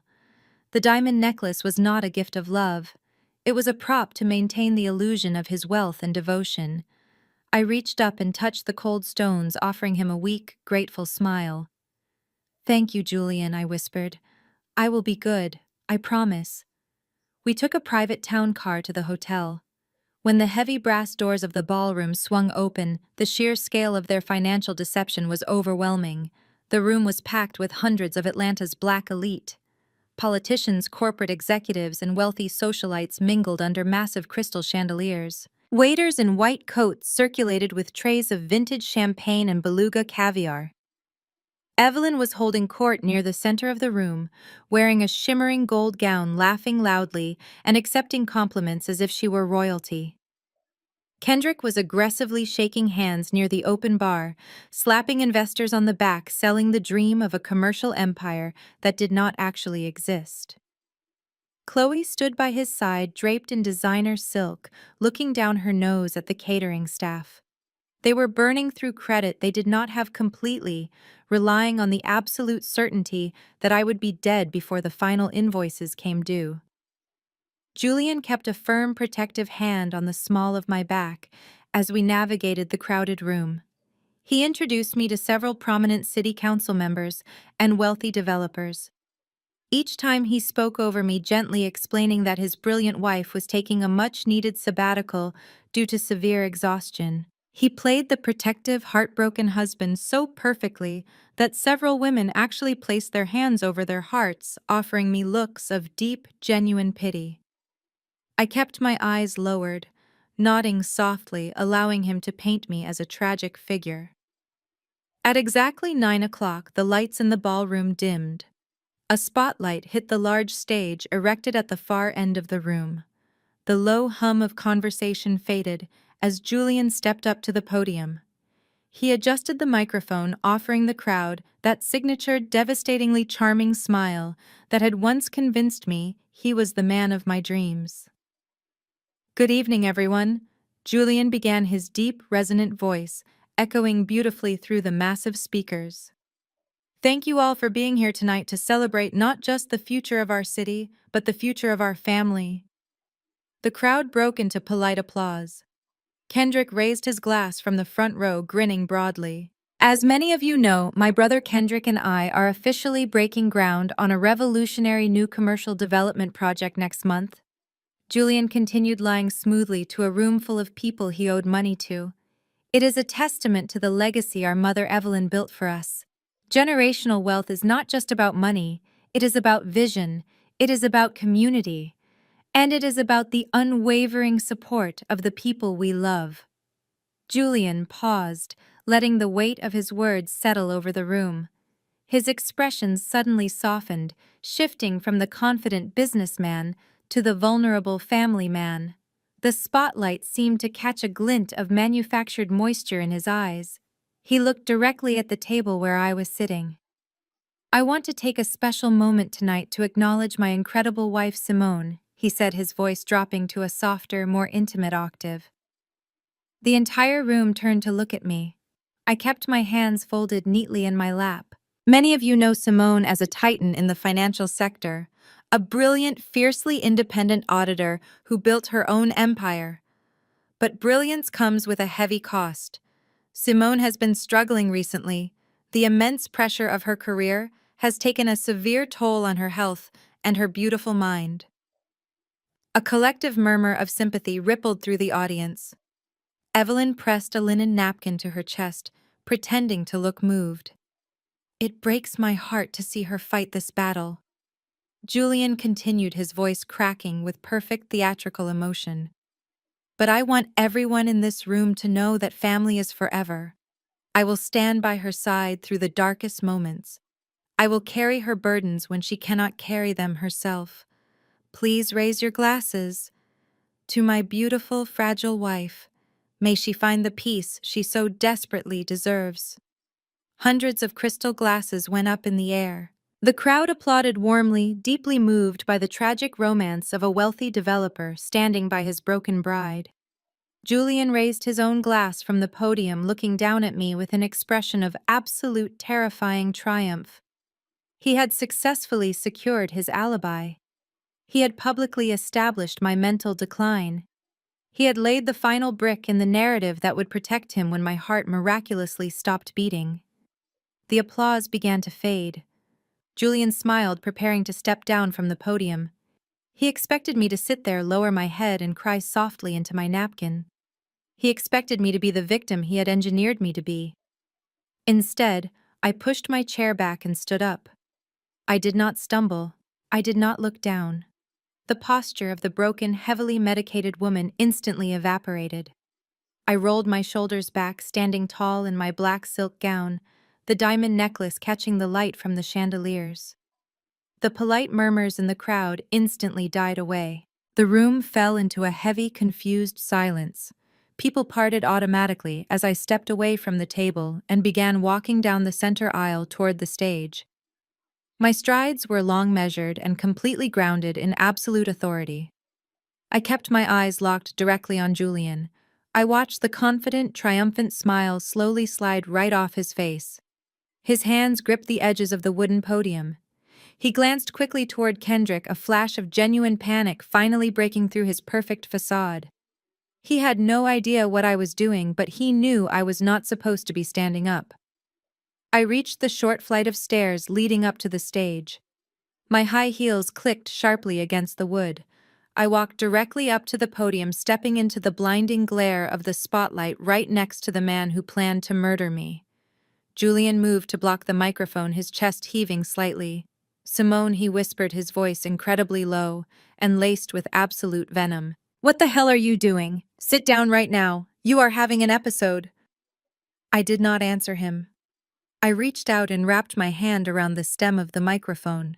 He tried to grip it tighter, trying to physically rip it out of my hand without the audience noticing the struggle. But I am not a fragile woman. I tightened my grip, my manicured nails digging into his knuckles, and I forcefully twisted the microphone out of his grasp. I stepped squarely in front of him, pushing him back an inch with my shoulder, and claimed the podium entirely for myself. "Thank you, Julian, for that incredibly touching introduction," I said. My voice boomed through the ballroom. It was not shaking. It was not weak. It was sharp, crystal clear, and completely commanding. A wave of shocked whispers swept through the front rows. This was not the voice of a woman suffering a severe psychotic break. This was the voice of a forensic accountant commanding a boardroom.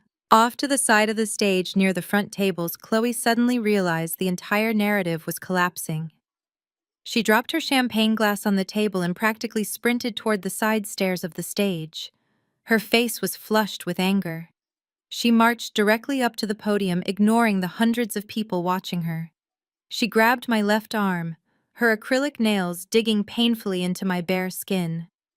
"Simone, you are embarrassing the family," Chloe hissed venomously, leaning in close so the microphone would not pick up her words. "You are making a complete fool of yourself in front of half the city. Turn off the microphone and sit down before Kendrick has security drag you out of here." I turned my head and looked down at Chloe's hand gripping my arm. I did not shrink away. I did not apologize. I raised my right hand, placed it flat against her collarbone, and shoved her backward with a sudden, violent burst of physical strength. Chloe gasped loudly, stumbling back 2 steps in her designer heels, her arms flailing wildly to keep her balance.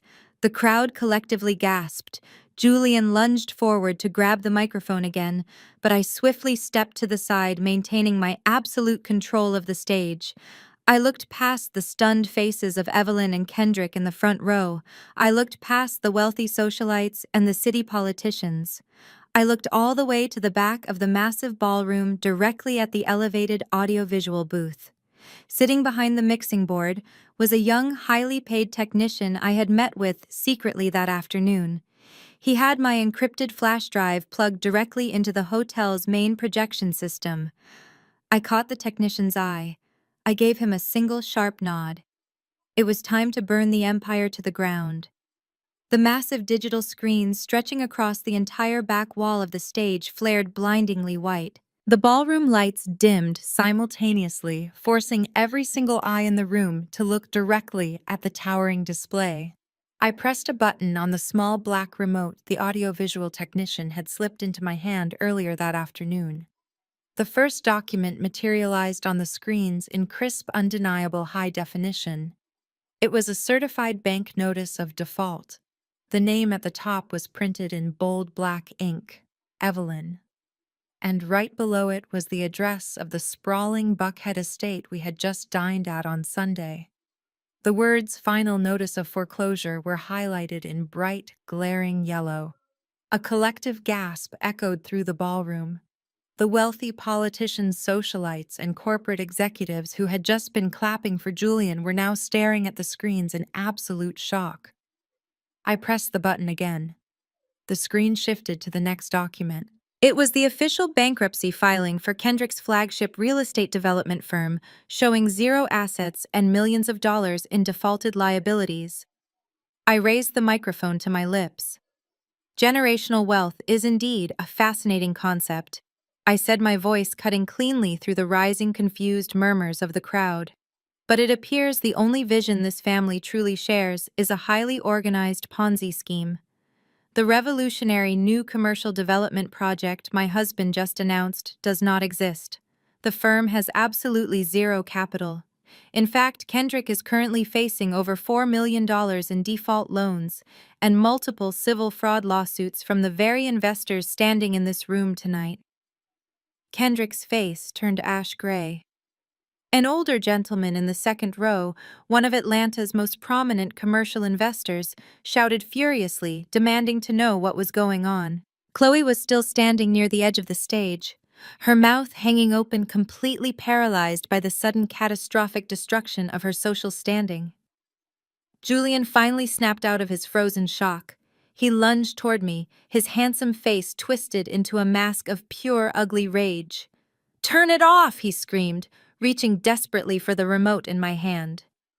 I stepped backward easily, avoiding his clumsy grasp, and pressed the final button. The massive screens went completely black. A single audio file icon appeared in the center of the display. The ballroom speakers, calibrated perfectly for live musical performances, suddenly broadcasted a crystal-clear audio recording. Chloe's recorded voice blasted through the room, sharp, shrill, and impatient. "Kendrick is losing his mind, Julian. The bank called Evelyn again this morning. They are threatening to send the sheriff to lock the gates of the estate next week. When is this going to be done?" The crowd went entirely silent. People stopped breathing. Julian froze right in the middle of the stage, his hands hovering in the air, his eyes wide with a terror so profound it looked as if his soul had left his body. Julian's recorded voice answered smoothly from the speakers. "Relax, Chloe. I have the timeline perfectly mapped out. I have the compound ready. She trusts me completely. It will be a tragic, sudden heart attack. Just like Maya. Once she is pronounced dead at the hospital, the power of attorney transfers to me immediately. I will wire the money to Kendrick by the end of the week." Absolute chaos erupted in the Four Seasons ballroom. It was a violent explosion of shouting, screaming, and furious disbelief. Women shrieked in horror. Men began pulling out their phones to record the stage. This was no longer a humiliating financial disclosure about bankrupt frauds. It was a public confession of premeditated murder. Down in the front row, Evelyn stared up at the massive speakers. The pristine high society illusion she had sacrificed everything to maintain was permanently obliterated in front of the exact people she worshipped. She let out a sharp, breathless gasp and clutched her chest with both hands. She collapsed hard onto the carpeted floor. Her heavy pearl necklace snapped against a chair, sending white beads scattering in every direction. For once in her life, she was not acting. The sheer magnitude of the scandal had physically broken her. Kendrick did not bother trying to help his mother. He looked around the screaming crowd, realized the absolute finality of the situation, and bolted. He shoved past a terrified waiter, knocking a silver tray of champagne glasses to the floor with a loud crash, and sprinted toward the massive brass doors at the back of the ballroom. He grabbed the heavy handles and threw his entire body weight against them. The doors did not budge. They were securely chained from the outside by the hotel security staff I had paid off hours ago. I turned my attention back to Julian. He was standing 3 feet away from me. He was trembling violently. The perfectly tailored black tuxedo suddenly looked like a cheap costume on a terrified little boy. "You went into my laptop." Julian stammered, his voice barely a hoarse whisper. His mind was struggling to comprehend how a woman he believed to be heavily medicated and completely broken had orchestrated his total annihilation. I did not just go into your laptop, Julian, I said, making sure the microphone picked up every single cold measured word. I am a forensic accountant. You thought you were hunting a fragile, naive woman. You thought my wealth was simply waiting to be harvested. But while you were playing the devoted husband and feeding me fake concern, I cloned your entire encrypted hard drive. I found the hidden partitions. I found the offshore shell companies you used to hide your stolen money. Julian took a stumbling step backward. I took a step forward, refusing to let him escape my gaze. And most importantly, I found the file on Maya. I said, my voice hardening into absolute steel. I found the life insurance policy you forced her to sign. I know exactly how you isolated her. I know you poisoned her just like you tried to poison my champagne at the restaurant last week. You are insane, Julian breathed, looking around desperately at the screaming crowd trying to find a single friendly face to save him. Nobody will believe this. This is all illegally obtained evidence. It is completely inadmissible in court. You cannot prove anything. I smiled. It was a cold, deeply victorious smile. That might be true if I were the one pressing charges in civil court, I replied, smoothly projecting my voice over the chaos of the ballroom. But I did not bring this evidence to a judge. I brought it to the federal government.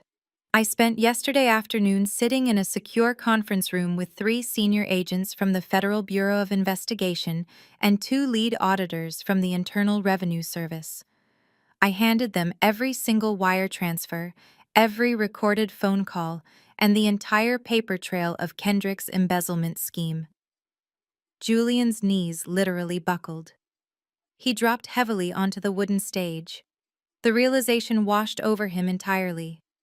There was no backup plan. There was no gaslighting his way out of this corner. He had confidently invited the wealthiest, most powerful people in Atlanta to witness his own execution. They have the autopsy reports. Julian continued looking down at the man who had tried to end my life. They have the routing numbers for the offshore accounts. The federal agents are not just investigating you for wire fraud. They are investigating you for the murder of Maya, and they are investigating your entire family for criminal conspiracy. He looked up at me from the floor, his eyes filled with tears of pure, selfish defeat. He opened his mouth to speak, to offer some pathetic excuse, but the sound of heavy boots marching into the ballroom cut him off completely. I stood over him, holding the microphone completely untouched by the panic raging around us. I had promised Silas I would burn their fake empire to the ground, and I had delivered the flames. The heavy brass doors at the back of the ballroom were violently pushed open from the outside. The hotel security staff stepped aside, making way for 24 federal agents wearing dark tactical jackets with the bright yellow letters FBI printed across their backs. They flooded into the room, their expressions grim and strictly professional. The high society crowd of Atlanta parted for them, instantly terrified of being caught in the crossfire of a federal raid. Kendrick was the first to be taken down. He was still standing near the chained exit doors, sweating profusely, looking like a trapped animal. 2 agents grabbed him by the arms, slamming him roughly against the wood paneling. Kendrick tried to pull away, shouting that this was a massive misunderstanding, but the agents did not hesitate. They swept his legs, forced him onto the carpet, and snapped cold steel handcuffs forcefully around his wrists. Chloe saw her husband hit the floor and completely lost her mind. The composed, condescending woman who loved to lecture me about my blue-collar roots devolved into a screaming, hysterical mess. She charged at the agents, arresting Kendrick, her designer heels slipping on the polished floor. "Get your hands off him!" Chloe shrieked, her voice echoing wildly through the ballroom. "Do you know who we are? You cannot do this to us. Call my lawyer right now. I demand to speak to whoever is in charge." A female federal agent stepped directly into Chloe's path, holding up a firm hand. Chloe tried to shove past her, fully expecting her wealthy white privilege to act as an invisible shield against the consequences of her actions. It failed spectacularly. The agent swiftly grabbed Chloe's arm, twisting it behind her back with practiced efficiency, and pushed her against a linen-covered cocktail table. Chloe shrieked in genuine pain and shock as the handcuffs clicked tightly over her expensive silk sleeves. She burst into loud, ugly tears, sobbing that she was just a wife, that she did not know anything about any murders, instantly turning on the family she had sworn to protect just to save her own skin. Down at the front of the stage, 4 agents flanked Julian. He did not fight. He did not scream.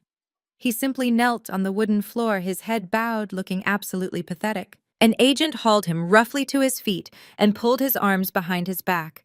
As the handcuffs ratcheted tightly around his wrists, the lead agent began reciting his Miranda rights. "You have the right to remain silent," the agent said, his voice completely devoid of emotion. Julian slowly lifted his head and looked at me one last time. His eyes were entirely hollow. The charming, wealthy real estate developer was dead. The charismatic predator who had ruined so many lives was gone. He was nothing but a broke, desperate con artist staring at the woman who had finally outsmarted him. I did not look away. I held his gaze with absolute freezing indifference until the agents forcibly turned him around and marched him down the center aisle. I stepped down from the stage and walked past Evelyn.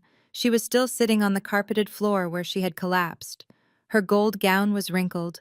The pearls from her broken necklace were scattered around her knees. She was trembling, looking up at the crowd of socialites, politicians, and friends she had spent decades trying to impress.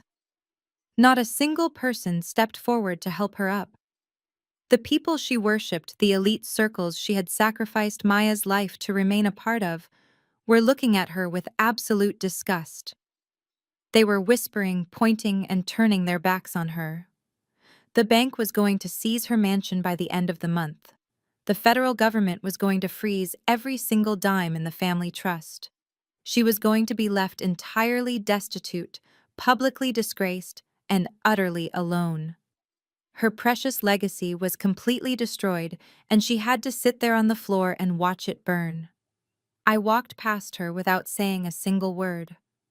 I walked out of the ballroom, out of the hotel, and stepped into the cool, fresh night air. I hailed a cab and went home to a house that I owned, completely free from the parasites who had tried to bury me. 6 months later, the legal dust had finally settled. The annulment was processed quickly and quietly. Because I had handed the federal government a perfectly packaged, fully documented case, the trials were brief. Julian was denied bail. Faced with the overwhelming evidence from his own cloned hard drive, the recorded confession, and the offshore routing numbers, his high-priced defense attorney advised him to take a plea deal. He pleaded guilty to federal wire fraud conspiracy to commit murder and the first-degree murder of Maya. He was sentenced to life in federal prison without the possibility of parole. Kendrick received 20 years for massive financial fraud and racketeering. Chloe, despite her desperate attempts to flip on the family, was sentenced to 8 years as an accessory after the fact. Evelyn was left penniless, currently living in a tiny subsidized apartment on the outskirts of the city, completely ostracized by everyone she had ever known. On a crisp Tuesday afternoon, I walked through a quiet, beautiful park in downtown Atlanta. The autumn leaves were turning bright shades of gold and red. I spotted Silas sitting on a wooden bench near a large fountain, tossing breadcrumbs to a flock of pigeons. He wore the same faded wool coat, but the heavy, crushing exhaustion that had weighed down his features for 3 years was gone. He looked peaceful. I sat down on the bench next to him. We watched the water fall in the fountain for a few minutes in comfortable silence. I reached into my designer handbag, pulled out a small, flat wooden frame, and handed it to him. Silas took it gently. Inside the glass frame, perfectly pressed and preserved, was the crumpled $100 bill and the torn white napkin he had slipped into my hand at the steakhouse. "You saved my life, Silas," I said softly. Silas looked down at the frame, his thumb tracing the edge of the glass. He smiled, and for the first time since I met him, the smile reached his eyes. "You gave my daughter her justice, Simone," he replied, his voice thick with emotion. "You finished the job.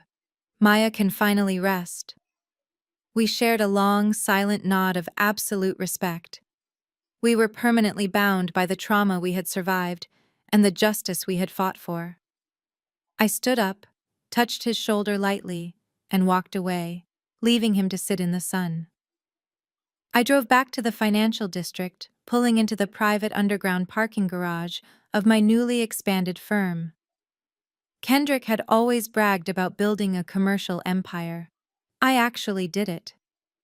When his flagship building went into federal receivership, to pay off his defrauded investors, I bought the entire property at auction for a fraction of its value, using my own corporate funds. I completely renovated the top 3 floors, moving my forensic accounting firm into the massive sunlit executive suites. I walked into my new corner office and stood by the floor-to-ceiling windows looking out over the sprawling Atlanta skyline. I am Simone, and I am 35 years old.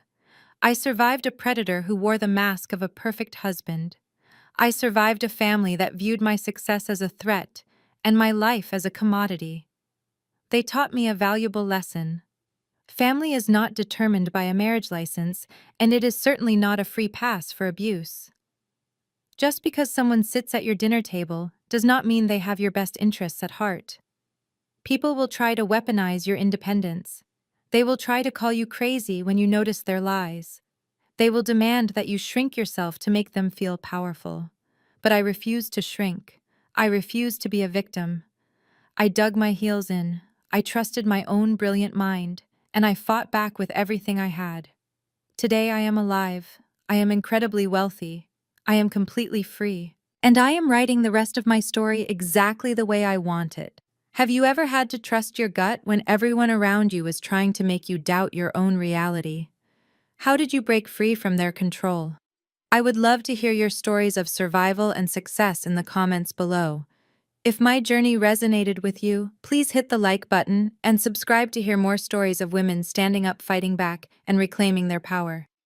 Share this video with someone who might need to remember that their independence is a weapon, not a weakness. Thank you for listening, and remember, the best revenge is always your own undeniable success.